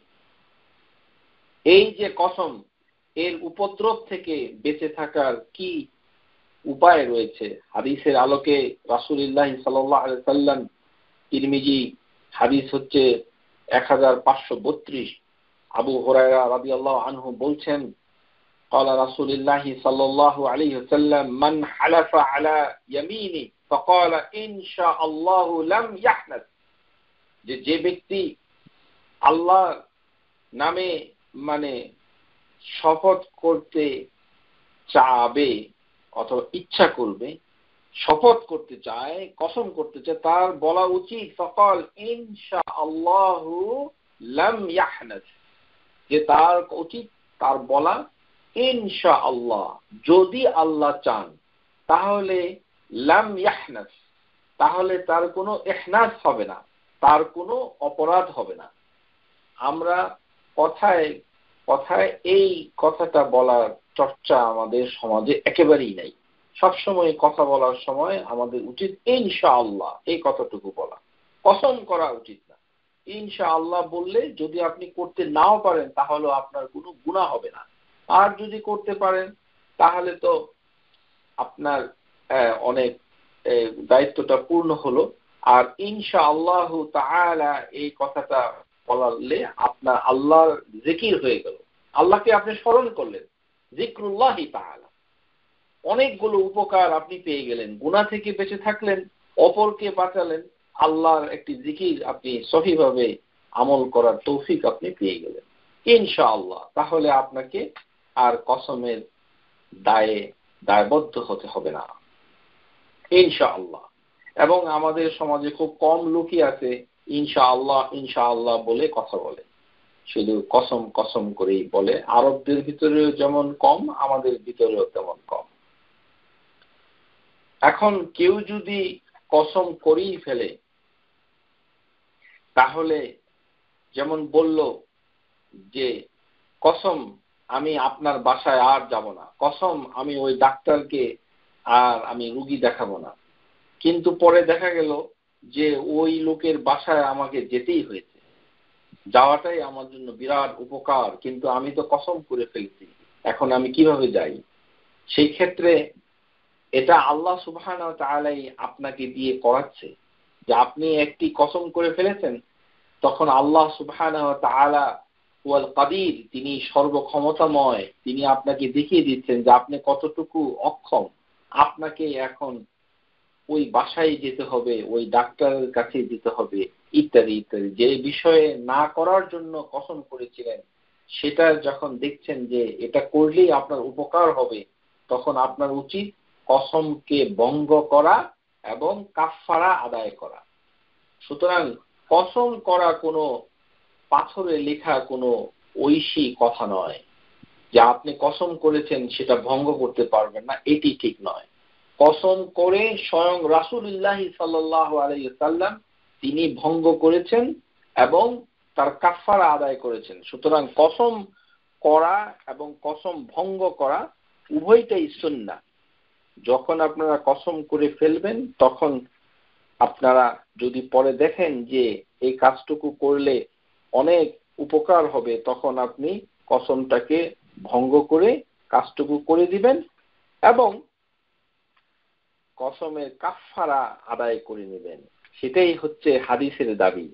সুতরাং আবু বকর সিদ্দিক রাদিয়াল্লাহু আনহু তিনি বলছেন যে কেউ যদি কসম করে, যেমন বুখারীতে এসেছে ওয়া ইযা হালাফতা আলা ইয়ামিনি, যদি তোমাদের কেউ যদি কসম করে ফারাআইতা গায়রাহা খায়রান মিনহা, পরে দেখা গেল যে বিষয়ে সে কসম করেছে করবে না, অন্য কিছু আরো ভালো মনে হচ্ছে, মানে ওই কাজটা করলে বরঞ্চ ভালো হতো, কিন্তু আপনি তো আগে কসম করে বন্ধ করে দিয়েছেন দরজা। ফারাআইতা গায়রাহা খায়রান মিনহা ফাকাফির আন ইয়ামিনিক ওয়া আতিল্লাযী হুয়া খায়রুন, যে এটা আপনার উচিত কসম ভঙ্গ করে কাজটা করে নেওয়া এবং কাফফারা আদায় করে নেওয়া। এই যে কাফফারা আপনি আদায় করবেন, এটা আদায় করা উচিত, কেননা আল্লাহ সুবহানাহু ওয়া তাআলা কোরআনুল কারীমের ভিতরে কাফফারা আদায় করার কথা বলছেন এবং কসম ভঙ্গ করে ফেললেন, এতে আপনার কোনো ক্ষতি হবে না। কেননা জীবনে কখনো কখনো কোনো কথা এরকম অনেকেই হয়তো রাগের মাথায় বলে ফেলেছে, কিন্তু তার বৃত্ত থেকে বের হয়ে আসার একটি পদ্ধতি আল্লাহ সুবহানাহু ওয়া তাআলা বলেছেন কুরআনুল আযীমের ভিতরে, এবং নবী সাল্লাল্লাহু আলাইহি সাল্লাম হাদিসের ভিতরে তিনি বলেছেন যে তিনিও এরকম একটা মজলিসে কাউকে, এই হাদিসটুকু ইমাম বুখারী কিতাবুল আইমান ও নুযুর হাদিস নাম্বার 6323 আবু মুসা আশআরী, সেখানে নবী সাল্লাল্লাহু আলাইহি সাল্লামের কাছে আল আশআরিয়ুন দেরকে নিয়ে তিনি গিয়েছেন। তখন নবী সাল্লাল্লাহু আলাইহি সাল্লাম বলেছেন, আল্লাহর কসম তোমাদেরকে আমি কিছু দিব না। এই কিছু জিনিস আনার জন্যই তারা গিয়েছিল, কিন্তু পরবর্তী পর্যায়ে দেখা গেল যে নবী সাল্লাল্লাহু আলাইহি সাল্লাম তাদেরকে কিছু দিলেন। তখন তারা নবী সাল্লাল্লাহু আলাইহি সাল্লামকে স্মরণ করিয়ে দিল যে আপনি তো প্রথমে বলেছিলেন দিবেন না, আবার আপনি আমাদেরকে দিচ্ছেন। তখন নবী সাল্লাল্লাহু আলাইহি সাল্লাম এই সুন্নতের কথা তিনি স্মরণ করিয়ে দিচ্ছেন যে মা আনা হামালতুকুম বালিল্লাহু হামালাকুম ওয়া ইন্নী ওয়াল্লাহি ইনশাআল্লাহু লা আহলিফু আলা ইয়ামিনিন ফারাআ গায়রা খায়রান মিনহা ইল্লা কাফফারতু আন ইয়ামিনি ওয়া আতাইতু আল্লাযী হুয়া খায়রুন। যে আল্লাহ সুবহানাহু ওয়া তাআলাই তোমাদের কাছে সেগুলো তোমাদেরকে দিয়েছে, তা আমি তোমাদেরকে দিলাম। প্রথমে আমি কসম করেছিলাম যে তোমাদেরকে দিব না, এখন আল্লাহর ইচ্ছায় আমি তোমাদেরকে সেগুলো দিলাম এবং আমি নিজে কাফফারা আদায় করব। তার মানে কসম করে কসম ভঙ্গ করা এবং কাফফারা আদায় করাও একটি সুন্নাহ। মানে যখন আপনার প্রয়োজন হবে তখন কসমটাকে ভঙ্গ করে কাফফারা আদায় করে নেবেন, তাতে আপনার কোনো সমস্যা নাই, বরঞ্চ এটি রাসূলুল্লাহ সাল্লাল্লাহু আলাইহি ওয়াসাল্লামের একটি সুন্নাহ। আর যে ব্যক্তিকে জোর করে কসম করানো হবে, অনেক সময় অধীনস্থ কর্মচারীদেরকে আমরা অনেক সময় জোর করে কসম করাই, জোর করে কসম করলে ওই ব্যক্তি তার জন্য দায়ী হবে না। ইন্নাল্লাহা ওয়াদাআ আন উম্মতি আল খাতাআ ওয়ান নিসিয়ানা ওয়া মাস্তুকরিহু আলাইহি, যে আল্লাহ সুবহানাহু ওয়া তাআলা আমার উম্মতের ভুল ত্রুটিগুলো, ভুলে যাওয়াগুলোকে তার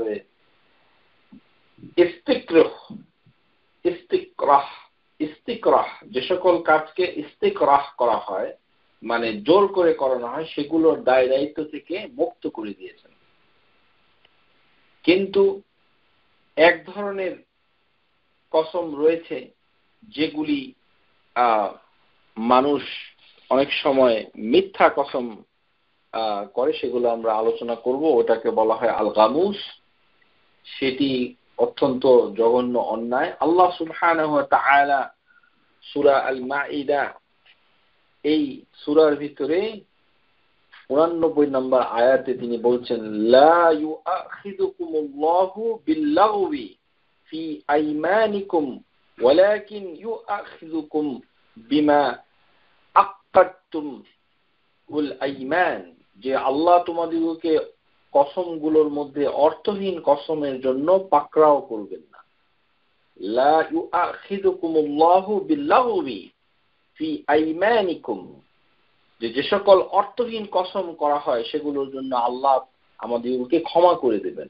যেটা আরবদের সমাজে আছে, কথায় কথায় ওয়াল্লাহি, এটা আসলে ওদের কথা বলার একটি টেকনিক, এভাবেই অনেকে কথা বলে। কিন্তু হয়তো দেখা যাচ্ছে যে সেই ওয়াল্লাহির মাধ্যমে সে কোনো কসম অন্তরের ভিতরে করছে না, কিন্তু কথায় কথায় বলছে। যদিও এটা বলা উচিত না, কিন্তু ওই ধরনের কথায় কথায় কসম, যেটা তার অন্তরে কোনো কসমের কোনো প্রতিজ্ঞা নাই, কোনো ধরনের নিয়া মানে নাই, তার উপরে কোনো সংকল্প নাই, সেই সকল কসমের কোনো কাফারা দিতে হবে না, আল্লাহ সেগুলোকে ক্ষমা করে দিবেন। কিন্তু যদিও এটাকে আপনাকে পরিহার করতে হবে, কেননা এটা এক ধরনের গুনাহ, ছোট গুনাহ হবে, তখন এটাকে মাফ করে দিবেন আল্লাহ সুবহানাহু ওয়া তাআলা। ওয়ালাকিন ইউআখিযুকুম বিমা আক্কাদ সুম্মাল আইমান, আর যে সকল কসমগুলোকে আল্লাহ পাকড়াও করবেন, যেগুলোর প্রতি আমরা দৃঢ় ইচ্ছা পোষণ করি, সেটি হচ্ছে কসমের বড় সমস্যা। এই কারণে আল্লাহ সুবহানাহু ওয়া তাআলা বলছেন, ওয়াহফাযু আইমানাকুম, তোমরা কসমের হেফাজত করো। কেননা মানে হচ্ছে অতিরিক্ত কসম করো না, কাযালিকা ইউবায়্যিনুল্লাহু লাকুম আয়াতিহি লাআল্লাকুম তাশকুরুন। আল্লাহ সুবহানাহু ওয়া তাআলা এই কারণেই তার বিধানসমূহ বর্ণনা করেন যেন তোমরা কৃতজ্ঞতা প্রকাশ করো।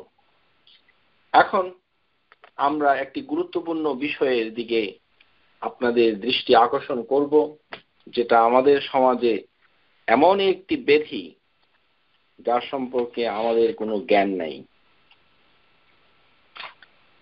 আমরা আগে বলেছি যে আল্লাহ সুবহানাহু ওয়া তাআলার নাম যেমন আল্লাহ, অথবা তার সিফাত যেমন ইয়াদুল্লাহ, আল্লাহর হাত, এই ধরনের সিফাতকে নিয়ে কসম করা যায়, হাদিসের ভিতরে তার প্রমাণ এসেছে। কিন্তু আমরা আমাদের বাংলাদেশী সমাজে, মুসলিম সমাজে এক অদ্ভুত এক কসম শপথ দেখি। সেটা কি? কোরআন ছুঁয়ে শপথ, ও হালফু বিল কোরআন। এই শপথ নবীর আমলে ছিল না। কোরআন ছুঁয়ে কিসের শপথ? তার কোনো দলিল কোরআন সুন্নাহ কোথাও নাই। এক আশ্চর্য এক দেশে আমরা বসবাস করছি, আমার প্রিয় বাংলাদেশ, অথবা অন্যান্য দেশেও আছে, শুধু বাংলাদেশের একার দোষ না। মুসলিম সমাজে জ্ঞানবিহীন ভাবে এই জিনিস সয়লাভ হয়েছে। যারা ইহুদি অথবা খ্রিস্টান, তারা যেমন খ্রিস্টানদের বাইবেল ধরে ওরা কসম করে, ওথ নেয়। আমাদের মুসলমান সমাজে এই রোগ ধরা পড়েছে, যেটা কোরআন হাদিসের মাপকাঠিতে কতটুকু শুদ্ধ সেটা আমরা এখন দেখব। والحلف بالقرآن حلف بكلام الله تعالى الذي هو صفاته من صفاته وأما الحلف بالمصحف। যে কোরআনকে যদি আপনি এমন ভাবে কোরআনের শপথ করেন যে কোরআনটাকে আপনি যদি বোঝেন যে এটা কালামুল্লাহ, এটা আল্লাহর কালাম, তাহলে কালামুল্লাহ হচ্ছে আল্লাহর সিফত সমূহের একটি সিফাত। তখন ওই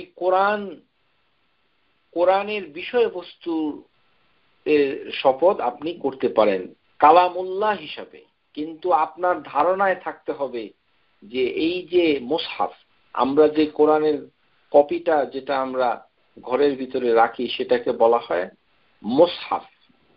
সেই মুসহাফের যদি আপনার এরকম ইচ্ছা থাকে, ওয়া ইন আরাদা মা ফিহি মিন কালামিল্লাহ, আপনি যদি মনে করেন যে এটা হচ্ছে কালামুল্লাহ, ফাহিয়া ইয়ামিনু মাশরু', তাহলে এটি শরীয়তের দৃষ্টিতে এই শপথ বৈধ শপথ হবে। কিন্তু আপনাকে জানতে হবে যে আপনি কালামুল্লাহ, আল্লাহর সিফাতের উপরে শপথ নিয়েছেন, ওই তাজ কোম্পানির কোরআন শরীফের উপরে নয়। মানে জিনিসটাকে আপনার বুঝতে হবে, করা তো উচিতই না। যদি করেই থাকেন তাহলে আপনাকে এই ধারণা পোষণ করতে হবে, ওয়া ইন আরাদাল ওয়ারাকাল মিদাদু ফাহাদা হালফু বিগাইরিল্লাহি তাআলা। আর আপনি যদি কোরআনের যে সংকলন, যেটা আপনি বাজার থেকে কিনে এনেছেন, সেটাকে যদি মনে করেন যে এটার ভিতরে কাগজ রয়েছে, কিছু কালি রয়েছে, এর কিছু প্রিন্টিং, কিছু শব্দ এখানে প্রিন্ট হয়েছে, আপনি কিনে এনেছেন, তাহলে এটি আল্লাহ ছাড়া অন্য কিছুর নামে শপথ করা বোঝাবে। ওহুয়া শিরকুন, তখন এটা শিরিক হয়ে যাবে।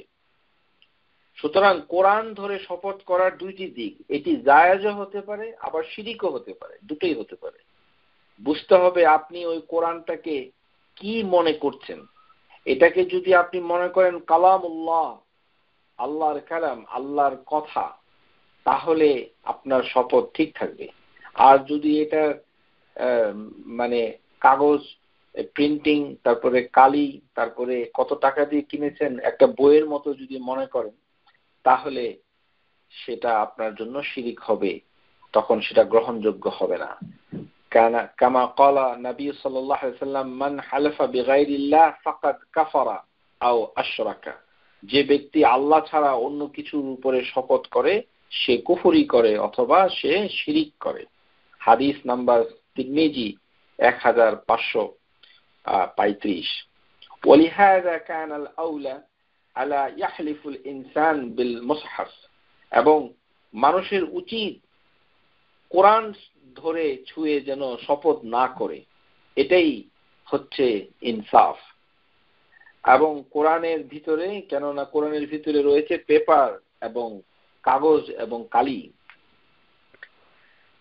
এই কারণে স্কলাররা যারা আলিম তারা বলছেন ওয়া আম্মা ওয়াদা আল ইয়াদা আলাল মুসহাফ আও দাখালাহু ফাহিদা আমরুল মুহদাসুন, যে কোরআনের উপরে অথবা ভিতরে এই যে ছাপানো কোরআন মুসহাফ এর ভিতরে হাত রাখা, এটা একটি দ্বীন ইসলামের নতুন বিষয়।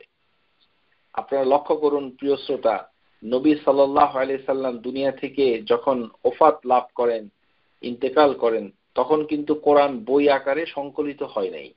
সাহাবীরা কোরআন ধরে কিছুই করতো না, কোরআন তো তখন বই আকারে ছিলই না, তাহলে শপথ করবে কোথা থেকে, হাদিস আসবে কোথা থেকে? ফাহাদা আমরুল মুহদাস ওয়া ইয়াফআলু বা'দা الناس লিল তাগলিযু তাশদীদু, মানুষ এটাকে গুরুত্ব দেওয়ার জন্য যেন সে হালফু মিনাল কাযাব, সে মিথ্যা থেকে শপথ করবে, এই কারণে বিভিন্ন দেশে সেটা চালু হয়েছে। এটা করা ঠিক নয়। শেখ আল উসাইমিন রাহিমাহুল্লাহ তাআলা তার বিখ্যাত কিতাব ফাতাওয়া নূর আলা দারব, এই কিতাবের ভিতরে তিনি বলছেন ফাইযা হালফাল ইনসানু বিল্লাহি সুবহানাহু ওয়া তাআলা ফাইন্নাহু লা হাজাতুন ইলা আন ইয়াতি বিল মুসহাফ লিয়াহলিফু আলাইহি, যে মানুষকে যদি শপথ করতে হয় সে আল্লাহর কসম করবে, জাল্লা আলা, আল্লাহর কসম করবে, তার উচিত হবে না কোরআন শরীফ টেনে আনা, তার উচিতই হবে না, উচিত না। অথচ দুঃখের বিষয়, বিভিন্ন এমনকি আমি দেখেছি মসজিদের ভিতরে মানুষের সামনে আমাদের সমাজে অত্যন্ত জঘন্যভাবে একটা কমিটি হইল, এখানে 10-15 জন লোক মসজিদে তারা একটি দায়িত্ব নিচ্ছে, কোরআন নিয়ে আসো, কোরআন নিয়ে আসো। কিসের কোরআন? কোরআনকে তারা ছেলে খেলা মনে করেছে। এভাবে তো কসম করাটা নতুন, এটি ইসলামের ভিতরে নাই, এটা কোথা থেকে আসলো? সুতরাং স্কলাররা বলেছে যে এই ধরনের কোন প্রয়োজনীয়তা দ্বীন ইসলামে নাই। লা হাজাতুন ইল্লা আন ইয়াতিয়া বিল মুসহাফ ওয়ালিয়াহলিফু আলাইহি فالحلف على المصحف لم يكن في عهد النبي صلى الله عليه وسلم ولا في عهد الصحابة, যে নবী সাল্লাল্লাহু আলাইহি সাল্লামের সময়ে অথবা সাহাবীদের সময়ে কোরআন শরীফের সংকলন ধরে শপথ করার কোনো তরিকা ছিল না, এটি কোথাও নাই, এটি সাহাবীদের ভিতরে নাই, এটি রাসূলুল্লাহ সাল্লাল্লাহু আলাইহি সাল্লামের হাদিসে নাই, তিনি করতে বলে নাই। এটা আমাদের সমাজে আছে, কিছু নাই, কথা নাই, বার্তা নাই, বাসার ভিতরে স্বামী স্ত্রীর ঝগড়া হচ্ছে, কোরআন নিয়ে আসছে, দৌড়িয়ে দৌড়িয়ে কোরআন নিয়ে আসে। কিসের কোরআন? এই কোরআন নিয়ে তো কিছু করা যায় না। আপনাকে শুধু বলতে হবে ওয়াল্লাহি, একবার বললেই আল্লাহর নামে কসম হয়ে যায়, শপথ হয়ে যায়। এভাবেই সাহাবীরা আল্লাহ নামে শপথ করতেন, ওয়াল্লাহি একবার। আল্লাহ শব্দটির আগে ওয়াও যোগ করে মুখের ভিতরে যখনই ওয়াল্লাহি একবার উচ্চারিত হবে, সাথে সাথে শপথ নেওয়া হয়ে যায়। হতভাগা আমাদের সমাজ এই আল্লাহর নামের মর্যাদা যেহেতু বুঝে নাই, এই মর্যাদা যেহেতু তারা আল্লাহর পরিচিতি, আল্লাহ শব্দটার মাহাত্ম্য, তার বড়ত্ব, এগুলো সম্পর্কে কোনো জ্ঞান নাই, সেই কারণে তারা বস্তুবাদে বিশ্বাস করে, ছাপানো কোরআন নিয়ে দৌড়াদৌড়ি করে। ছাপানো কোরআন নিয়ে শপথ করাটাই ঠিক না। হাত্তা বা'দা তাদউনুল মুসহাফ, এমনকি সাহাবীরা যে মানে বই আকারে কোরআন বের করার পরেও তারা কোরআন ধরে শপথ করে নাই। লাম ইয়াকুনু ইয়াহলিফুনা আলাল মুসহাফ বাল ইয়াহলিফুল ইনসান বিল্লাহি সুবহানাহু ওয়া তাআলা বিদুনা আন ইয়াকুনা যালিকা আলাল মুসহাফ। সুতরাং মানুষের উচিত যে মুসহাফ ছাড়া কোরআন ছাড়াই সে যেন শপথ নেয়। তার মানে আপনি যদি কাউকে শপথ করাতে চান অথবা নিজে যদি শপথ করতে চান, তাহলে আপনি শিখে রাখুন কিভাবে করবেন। আপনি বলবেন ওয়াল্লাহি, এই হয়ে গেল। অথবা আপনি বললেন ওয়াবিল্লাহি, এই হয়ে গেল। অথবা ওয়াতাল্লাহি, এই হয়ে গেল। তাল্লাহি, বিল্লাহি, ওয়াল্লাহি, এই তিনটা শব্দ আলাদা করে একবার বললেই শপথ হয়ে যায়। আর এটা আমরা বুঝাতে পারি না। আহা, আফসোস। একটা মজলিসে আমি বুঝাতেই পারিনি যে এভাবে শপথ করা যায়। বলে যে আপনি কি বলেন? সারা বাংলাদেশে সেনাবাহিনী, পুলিশ বাহিনী, চৌকিদার, রাষ্ট্রপতি, সেনাপতি, রাস্তার ফকির সবাই কোরআন নিয়ে দৌড়াদৌড়ি করতেছে। মাদ্রাসার মুহাদ্দিস, আলিম, সেই সাধারণ মানুষ, শ্রমিক, মেহনতি জনতা সবাই কোরআন নিয়ে দৌড়াদৌড়ি করতেছে। অথচ এটি কোরআনের কোনো বিষয় নয়, এটি হচ্ছে আল্লাহর নামে শপথ। আল্লাহ সুবহানাহু ওয়া তাআলার আল্লাহ যে শব্দটুকু, তার সামনে একটি মাত্র হরফ ওয়াও যোগ করলে সাথে সাথে শপথ হয়ে যায়। আল্লাহর নামের মর্যাদা আমরা শিখিনি, আমাদের কাছে বস্তুবাদী মর্যাদা, যেহেতু আমাদের নলেজ নাই, মারিফাতুল্লাহি তাআলা, আল্লাহর পরিচয় সম্পর্কে সঠিক ধারণা নাই। আল্লাহ এই জন্যই বলেছেন ওমা কাদারুল্লাহ হাক্কা কাদরিহি, যে আমার বান্দারা আল্লাহর যথাযথ কদর তারা করতে পারেনি। আল্লাহ সুবহানাহু ওয়া তাআলা কোরআনুল কারীম যে নাযিল করেছেন সেটি হচ্ছে আল কোরআন কালামুল্লাহি তাআলা গায়রু মাখলুক। কিন্তু কোরআন ধরে যদি কেউ শপথ করেই ফেলে, তখন তাকে আল্লাহর নামে শপথ করতে হবে। কোরআনটাকে সে স্পর্শ করবে কিন্তু বলবে আকসিমু বিল্লাহ। কোরআনটাকে স্পর্শ করলো কিন্তু বলল না কোরআন, বলল আল্লাহর নামে শপথ করছি। এটাই হচ্ছে তরিকা। যদি ধরতেই হয়, ধরাটা উচিত না, কিন্তু ধরে ফেললেও তাকে বলতে হবে ওয়াল্লাহি, আল্লাহর নামে। এই কোরআনের নামে এইভাবে বলা ঠিক না। যদি সে বলেই ফেলে যে আমি কোরআনের নামে শপথ করছি, আমরা তো হতভাগা, আমাদের মুখে যা খুশি তাই আসে, সেগুলোই আমরা বলতে থাকি। আমরা বলি হ্যাঁ কোরআনের নামে শপথ করছি। তখন একটা সমস্যা দাঁড়াবে যে কোরআনের নামে শপথ করছি, এটা বলতে যিনি শপথ করছেন তিনি কি বুঝেন? তিনি যদি বুঝেন যে এই কোরআন হচ্ছে কালামুল্লাহ, এটি হচ্ছে আল্লাহর সৃষ্টি নয়, এটি হচ্ছে আল্লাহর একটি সিফাত, তাহলে তার শপথ বৈধ হবে। আর যদি তিনি কোরআন শরীফ বলতে বুঝান যে 100 টাকা দামের তাজ কোম্পানির কলাপাতা প্রকাশনীর সেই কোরআন, তাহলে তার শপথ বৈধ হবে না। ওয়াল মাকসুদ বিযালিক ইন্নাল্লাহ তাআলা তুকাল্লিমু বিল কোরআন, যে উদ্দেশ্য হচ্ছে যে আল্লাহ সুবহানাহু ওয়া তাআলা কথা বলেন, তার কথাগুলো হচ্ছে কোরআন। সামাআহু মিনহু জিবরাইল আলাইহিস সালাম, জিবরাইল আলাইহিস সালাম আল্লাহ সুবহানাহু ওয়া তাআলার কাছ থেকে সে কোরআনটাকে শ্রবণ করেছেন। ওয়া নাযালা বিহি আলা নবী সাল্লাল্লাহু আলাইহি সাল্লাম, এবং সেটাকে তিনি নিয়ে এসেছেন রাসূলুল্লাহ সাল্লাল্লাহু আলাইহি ওয়াসাল্লামের কাছে। বালাগাহু ইয়াহু, এবং এটা তার কাছে পৌঁছে দিয়েছেন। ওয়া সিফাতিল্লাহি তাআলা কুল্লুহা গায়রু মাখলুক, যে আল্লাহর যে সিফাতগুলো রয়েছে সেগুলো আল্লাহর কোনো সৃষ্টি নয়।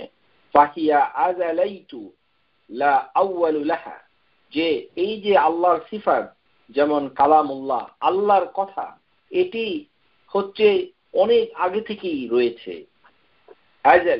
আযালাইতু লা আউলা লাহা, যে এর কোনো শুরু নেই। এটি আল্লাহর একটি গুণাবলী। আল্লাহ সুবহানাহু ওয়া তাআলা থেকে তার কালামুল্লাহকে পৃথক করা যায় না। একটু কঠিন হবে এই বিষয়টুকু বুঝতে, একটু মনোযোগ দিয়ে শুনুন, না হলে বুঝতে পারবেন না। ওয়া কালামুল্লাহি মিন হাযিহি সিফাত ওয়া মিনহুল কোরআন, আর আল্লাহর কথা হচ্ছে আল্লাহর একটি গুণাবলী, আর এটাই হচ্ছে কোরআন, এটা এসেছে। ফালিযালিকা ক্বালাল উলামা, আলেমরা বলছেন ইন্নাল কোরআনা গায়রু মাখলুক, কোরআন হচ্ছে যে আল্লাহর সৃষ্টি নয়। লা আন্নাহু কালামুল্লাহি আল্লাযী হুয়া সিফাতুন মিন সিফাতিহি, এটা হচ্ছে আল্লাহর গুণাবলীর মধ্যে এমন একটি গুণাবলী, সেটি হচ্ছে কালামুল্লাহ, আল্লাহর কথা। আম্মা আফআল আল আবদি, যে আর বান্দার যে কাজ সেটি হচ্ছে আল্লাহর সৃষ্টি। ফাহুয়া মাখলুকাতুন, এটি হচ্ছে আল্লাহর সৃষ্টি। আল্লাহ সুবহানাহু ওয়া তাআলা ইয়াকুল, সূরা সাফফাত আয়াত নাম্বার 96, ওয়াল্লাহু খালাকাকুম ওয়া মা তা'মালুন, আল্লাহ তোমাদেরকে সৃষ্টি করেছেন এবং তোমরা যারা করো, যা কর্মকাণ্ড করো, যা তোমরা তৈরি করো সেটাকেও সৃষ্টি করেছেন। অর্থাৎ কোরআনের এই যে পৃষ্ঠাগুলি, এই যে কালিগুলো, এগুলো মানুষের সৃষ্টি। ফাহাদ ফিহা হুনা আমরান ইয়ামবাগি তামিজু বাইনাহুমা, দুইটি বিষয়কে আমাদেরকে পরিষ্কার করতে হবে। একটি বিষয় হচ্ছে আউয়ালান কালামুল্লাহ জাল্লা আলা, যে আল্লাহর কথা, এটি হচ্ছে আল্লাহ সুবহানাহু ওয়া তাআলা প্রথমেই বলেছেন, আল্লাযী তুকাল্লিমু বিহি ইবতিদাউ, শুরুতে আল্লাহ কথা বলেছেন। ওয়া সামাআহু মিনহু জিবরাইল আলাইহিস সালাম, জিবরাইল সেই কথাটুকু আল্লাহ সুবহানাহু ওয়া তাআলার কাছ থেকে শুনেছেন। ওয়া নাকালাহু ইলাইনা নবী সাল্লাল্লাহু আলাইহি ওয়াসাল্লাম, এবং তিনি নবী সাল্লাল্লাহু আলাইহি ওয়াসাল্লামের কাছে পৌঁছে দিয়েছেন। ফাহাজা সিফাতুল্লাহ, আর এটি হচ্ছে আল্লাহর সিফাত। গায়রু মাখলুক, এটি হচ্ছে আল্লাহর সৃষ্টি নয়। বিহরফিহি ওয়া কালিমাতি, এর শব্দ, এর অক্ষর, এর যে উচ্চারণ, এর ধ্বনিগুলো, এগুলো কোনোটাই আল্লাহর সৃষ্টি নয়, এটি আল্লাহ থেকে এসেছে। ওয়া কাযা সিফাতুহু আল্লাযী তুকাল্লিমুল্লাহ বিহি ইবতিদাউ, যে আল্লাহ সুবহানাহু ওয়া তাআলা, ওয়া কাযা সাউতাহু, যে আল্লাহর যে কথাগুলো বলার জন্য যে ভয়েস, তার যে কণ্ঠ, ওয়া কাযা সাউতাহু আল্লাযী তুকাল্লিমুল্লাহু বিহি ইবতিদাউ, আল্লাহর যে ভয়েস, যেটা আল্লাহ কথা বলেছেন, সেটিও আল্লাহর অংশ। ওয়া সামাআহু মিনহু জিবরাইল আলাইহিস সালাম, জিবরাইল আল্লাহর সেই কণ্ঠকে শুনেছেন, সেখান থেকে তিনি গ্রহণ করেছেন। তার মানে আল্লাহর কথা, আল্লাহর কথার যে শব্দ, ও কাযালিকা সাউতাহু, সবকিছুই জিবরাইল আলাইহিস সালাম তিনি শুনেছেন, সেটাই হচ্ছে কালামুল্লাহ। তার প্রকৃত রূপ আমাদের কোনো ধারণা নেই, সেটি আল্লাহই ভালো জানেন। জিবরাইল আলাইহিস সালাম যে সময় তিনি ওহী নিয়ে আসতেন, আপনারা হাদিসের ভিতরে পেয়েছেন যে গুনগুন করে মৌমাছির মতো শব্দ হতো, রাসূলুল্লাহ সাল্লাল্লাহু আলাইহি ওয়াসাল্লামের কাছে ওহী পৌঁছে যেত, তখন তিনি তার মুখ থেকে আরবি ভাষায় সেই শব্দগুলো উচ্চারিত হয়েছে, সেগুলোই হচ্ছে আমাদের কাছে কালামুল্লাহ হিসেবে রয়ে গেছে। ফাহাযা কুল্লুহু কালামুল্লাহ গায়রু মাখলুক মিনহু শাইউন, যদিও সেটা যেভাবেই লেখা হোক না কেন, কাইফা কুতিবা আও তুলিয়া আও সুমিয়া, যে আল্লাহর এই কালাম যেভাবেই লেখা হচ্ছে হোক না কেন, যেভাবেই আমরা শুনি না কেন, যে শব্দই আমরা শুনি, যে কাগজেই সেটা লেখা হোক না কেন, সেটা হচ্ছে কালামুল্লাহ। কিন্তু কাগজগুলো, ওই যে শব্দগুলো, লেখাগুলো, সেগুলো মানুষের সৃষ্টি, সেগুলো মানুষ মানে তৈরি করেছে। والثانية عمل عبدي الذي هو وعاها الذي يحمل به كلام الله, আল্লাহর কালামটুকুকে যে পাত্রে রাখা হয়েছে, সেই পাত্রটা সেই কালামটাকে ধারণ করেছে। ফায়াকতাবাহু ফি কিতাবি, এটা একটি বইয়ের ভিতরে লেখা হয়েছে। ওয়া ইয়াকরাহু, এটাকে পড়া হয়েছে। ওয়া ইয়াসমাউহু, এটাকে শোনা হয়েছে। ওয়া কুল্লু মা কানা বিআবদি ওয়া আমালু, এটি আর তার বান্দার কর্মকাণ্ড, ফাহুয়া মাখলুক, এটি হচ্ছে সৃষ্টি। সুতরাং যেই ভাষার যে রীতি, শব্দগুলো, যেমন নুন, এটা লিখতে কিরকম, এটা বাঁকা, অথবা বায়ের জন্য একটি ফোঁটা, তায়ের জন্য তিনটি ফোঁটা, দুইটি ফোঁটা, সায়ের জন্য তিনটি, এই যে বর্ণমালার বিভিন্ন রকম ফের, এগুলো মানুষের সৃষ্টি। এগুলো বিবর্তনের মাধ্যমে বিভিন্ন ধরনের হরফের বর্ণমালার আকৃতিগত পরিবর্তন হয়েছে, সেগুলো আল্লাহ অংশ নয়।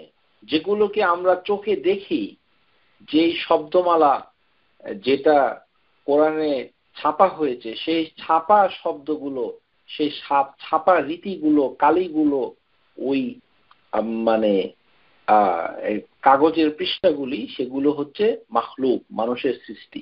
কিন্তু কোরআন বলতে যেটা বোঝায় সেটি হচ্ছে যে শব্দে, যে কথায় জিবরাইল আলাইহিস সালাম নবী সাল্লাল্লাহু আলাইহি সাল্লামের কাছে পৌঁছে দিয়েছেন, সেই পৌঁছে দেওয়া কোরআন যেটি লাউহে মাহফুজে সংরক্ষিত রয়েছে, সেটি হচ্ছে কোরআন কারীম ফি লাউহিন মাহফুজুন, লাউহ মাহফুজের ভিতরে সংরক্ষিত হয়েছে, সেই ট্যাবলেটের ভিতরে। সেটি হচ্ছে আল্লাহর সিফাত। আর যেটা আমরা কোম্পানির কাছ থেকে, বাজার থেকে কিনে নিয়ে আসি, সেই কোরআনের সংকলনটুকু হচ্ছে মাখলুক। সুতরাং এই কোরআন, এটাকে দুভাবে, দুই দৃষ্টিতে দেখা যায়। সেটি হচ্ছে আপনার ইতিকাদ, আপনি এটাকে কিভাবে ধারণ করছেন। আপনি যদি মনে করেন এটি কালামুল্লাহ, যেমন আমরা বলে থাকি যে আপনি গানের একটা ক্যাসেট আমাকে দেন, গানটাকে আমরা ধরতে পারি না, গানের কথাগুলো আমরা শুনতে পারি, গানের কথাগুলোকে আমরা বাংলা বর্ণমালায় লিখতে পারি অথবা ইংরেজি বর্ণমালায় লিখতে পারি। এই যে লেখার পদ্ধতি, বর্ণমালাগুলো কাগজে যে লিখলাম, কালি যে খরচ করলাম, সেগুলি হচ্ছে গান নয়। কিন্তু গানটাকে ধারণ করেছে ক্যাসেট অথবা গানের স্বরলিপি, ওই বইটা হচ্ছে সৃষ্টি, কিন্তু গানটাকে আমরা ধরতে পারি না। তেমনি কালামুল্লাহ যেটি জিবরাইল নিয়ে এসেছেন, সেটাকে আমরা স্পর্শ করতে পারি না, সেটাকে আমরা দেখতে পারি না, সেটা আল্লাহ সুবহানাহু ওয়া তাআলা লাউহে মাহফুজের ভিতরে সংরক্ষণ করে রেখেছেন এবং সেটি সংরক্ষিত থাকবে। সুতরাং সেটি হচ্ছে গায়রু মাখলুক। আর যেই কোরআনের যে মদিনা প্রিন্টিং প্রেস থেকে, বাংলাদেশের সেই বাংলা বাজার থেকে ছাপা যে মুসহাফ, সেগুলোকে আমরা মাখলুক বলছি। ওয়াল আওরাকুন আল্লাতী ইয়াকতিবু ফিহা মাখলুকাতুন ওয়াল লিসানু আবদুল, মাখলুক, যে জিহ্বায় এটি পড়া হচ্ছে সেটি মাখলুক।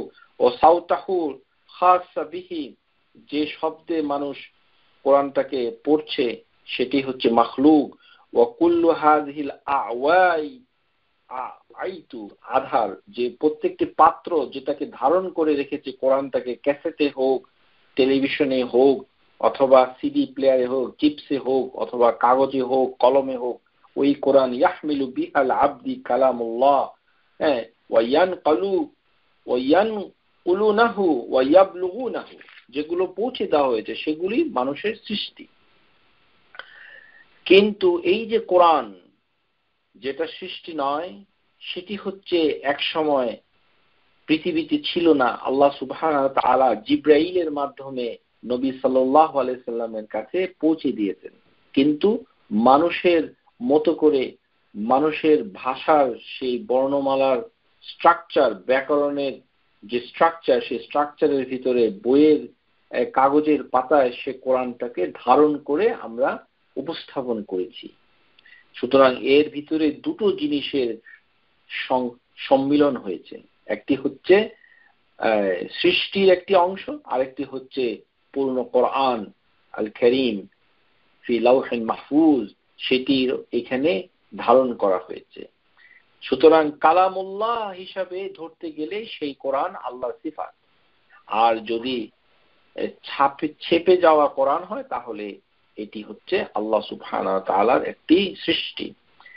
শেষ জামানায় যখন মানুষ চলে আসবে, তখন কোন এক রাতে এই কোরআন আবার উধাও হয়ে যাবে। জাআ ফি রাফআল কোরআন আখিরুজ জামান মা রাওয়াহু আত-তাবরানী ফি মু'জাম আল-কাবীর বিরকম 8698 হাদিস, মু'জাম আল-কাবীরে এই হাদিসটুকু বর্ণনা করেছে যে শেষের আখেরি জামানায় কোরআন যখন উঠিয়ে নিবে। আন ইবনে মাসউদ রাদিয়াল্লাহু আনহু قال لا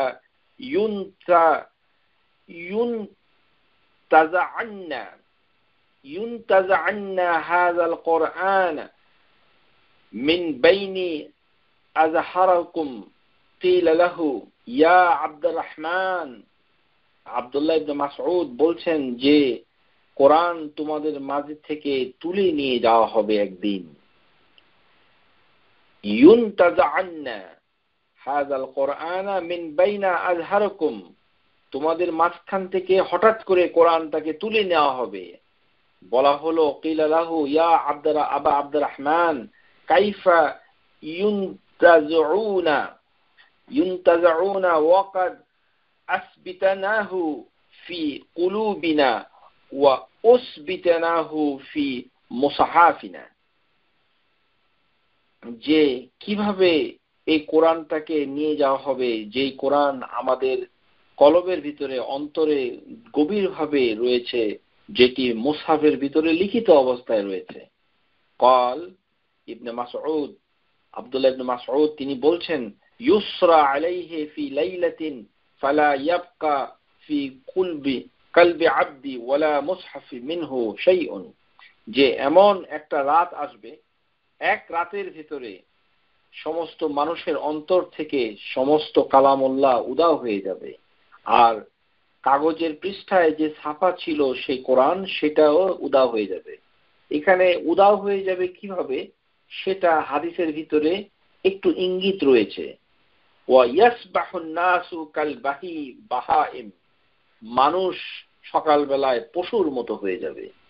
অর্থাৎ মানুষের শারীরিক বিবর্তন হয়ে যাবে, পশুর মতো হয়ে যাবে মানুষ, ফিজিওলজিক্যাল সাইকোলজিক্যাল চেঞ্জ হয়ে যাবে। সুতরাং সেই মানুষের পক্ষে ওই কোরআনের পৃষ্ঠায় কি লেখা আছে সেটার পাঠ উদ্ধার করা সম্ভব হবে না, তারা সেটা পড়ে বুঝবে না, অথবা তারা কিছুই দেখতে পাবে না। চোখের পরিবর্তন হতে পারে, তারা ওই পৃষ্ঠায় কি লেখা আছে সেটা তারা বুঝতে পারে না। সুতরাং সেই কোরআন থাকা না থাকা একই। মানুষের অন্তরে যেই কোরআনটুকু ছিল, বিসমিল্লাহ, আল্লাহু আকবার, সুবহানাল্লাহ, এই শব্দগুলো আর মানুষ মনে করতে পারবে না। এক রাতের ভিতরে মানুষের বিবর্তন হয়ে মানুষ পশুর মতো হয়ে যাবে। ওয়া ইয়াসবাহুন নাসু বিল কাল বাহাইম সুম্মা ক্বারাআ কাওলাল্লাহু তাআলা, আল্লাহ সুবহানাহু ওয়া তাআলা সূরা আল ইসরা আয়াত নাম্বার 86 সেই আয়াতটুকু ইবনে মাসউদ তেলাওয়াত করে দলিল দিচ্ছেন যে এখানে আল্লাহ বলছেন ওয়ালা ইন শি'না লানাযবাহান্না বিল্লাযী আওহাইনা ইলাইকা সুম্মা লা তাজিদু লাকা বিহি আলাইনা ওয়াকিলা, যে আল্লাহ সুবহানাহু ওয়া তাআলা বলছেন আমি ইচ্ছা করলে তোমাদের প্রতি যে ওহী করেছি তা আমি কেড়ে নিতে পারতাম। আল্লাহ সুবহানাহু ওয়া তাআলা ইচ্ছা করলে সে ওহী আল্লাহ কেড়ে নিতে পারতেন, আর সেই কথাটুকুরই বাস্তবায়ন হবে সেই রাতের বেলায়, সুম্মা লা তাজিদু লাকা বিহি আলাইনা ওয়াকিলা, আর তুমি আমার বিরুদ্ধে তোমাদের জন্য কোনো ওয়াকিল, কার্য সম্পাদনকারী পাবে না, মানুষ অসহায় হয়ে থাকবে। এভাবে এই হাদিসটুকুকে শেখ আলবানী রাহিমাহুল্লাহ তাআলা তিনি বলেছেন সহিহ ওয়া সানাদু সহিহ মাওকুফ হিসাবে।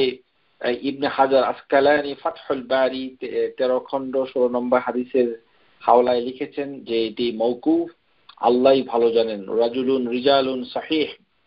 অর্থাৎ আমরা যেটা বুঝতে পারছি যে এই কোরআন একদিন আল্লাহ সুবহানাহু ওয়া তাআলা তুলে নেবে, তাহলে যেটা পড়ে থাকবে সেটি হচ্ছে মানুষের অন্তরেও সেই থাকবে না, আর ছাপার বইতেও সেটা মজুদ থাকবে না, অথবা মানুষ সেটা বুঝতে পারবে না, অথবা তার বিকৃতি ঘটবে ইত্যাদি।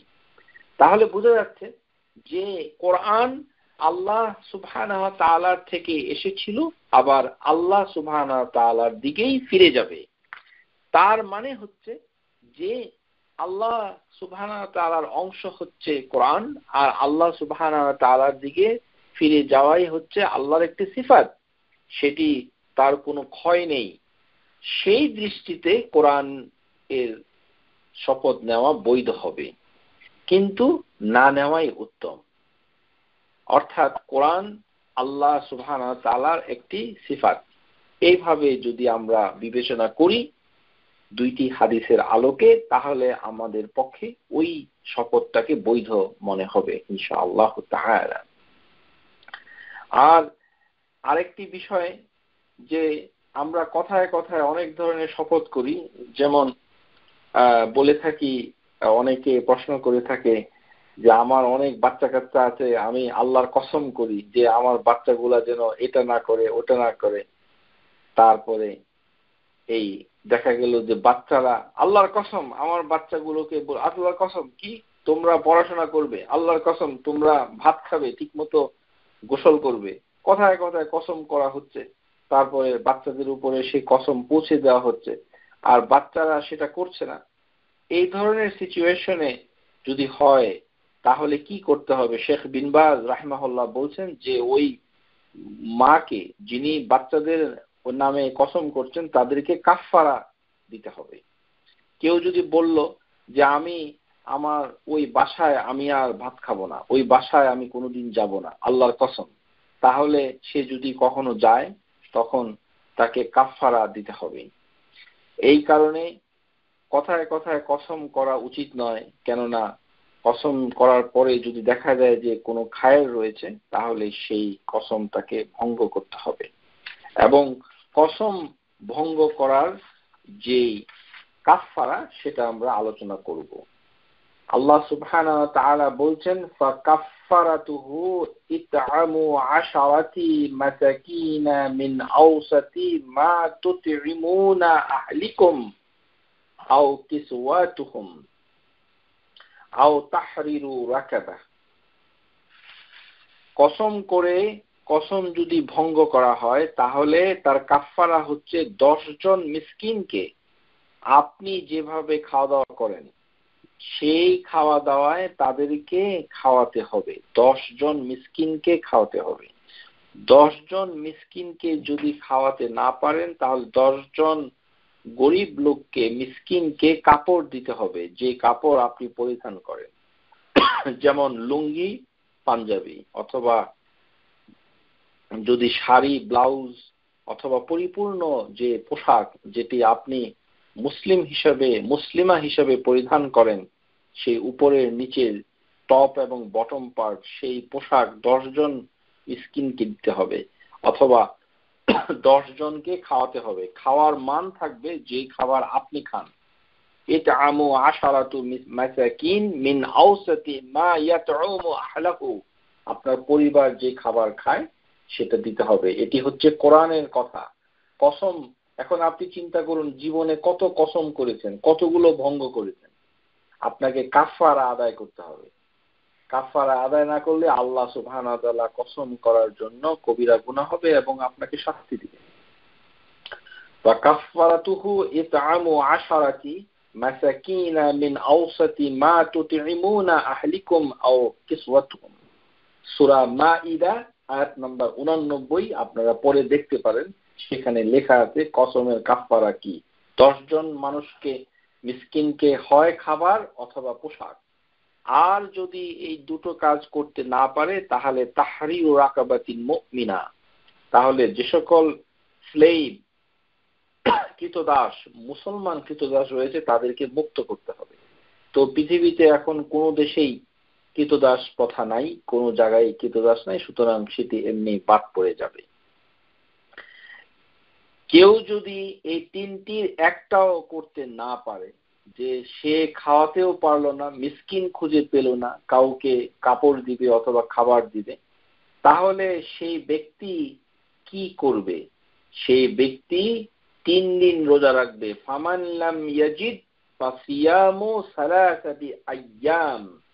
যে ব্যক্তি 10 জন মিসকিনকে খুঁজে পাবে না, তাকে কাপড় দিতে পারবে না, সে 3 দিন রোজা রাখবে। এভাবে একটা কসম ভঙ্গ করার কাফফারা আদায় হবে। যালিকা কাফফারাতু আইমানিকুম ইযা হালাফতুম, যেগুলো তোমরা, আল্লাহ বলছেন তোমরা শপথ করেছো, সেই কাফফারা তোমার আদায় করতে হবে। এখন প্রশ্ন আসে, অনেকে প্রশ্ন করে যে জনৈকা ব্যক্তি অনেক কসম করেছে জীবনে, আর কসম ভঙ্গ করেছে, আবার কসম করেছে, আবার ভাঙেছে, আবার করেছে, আবার ভেঙেছে, এখন সে কতবার কাফফারা দিবে?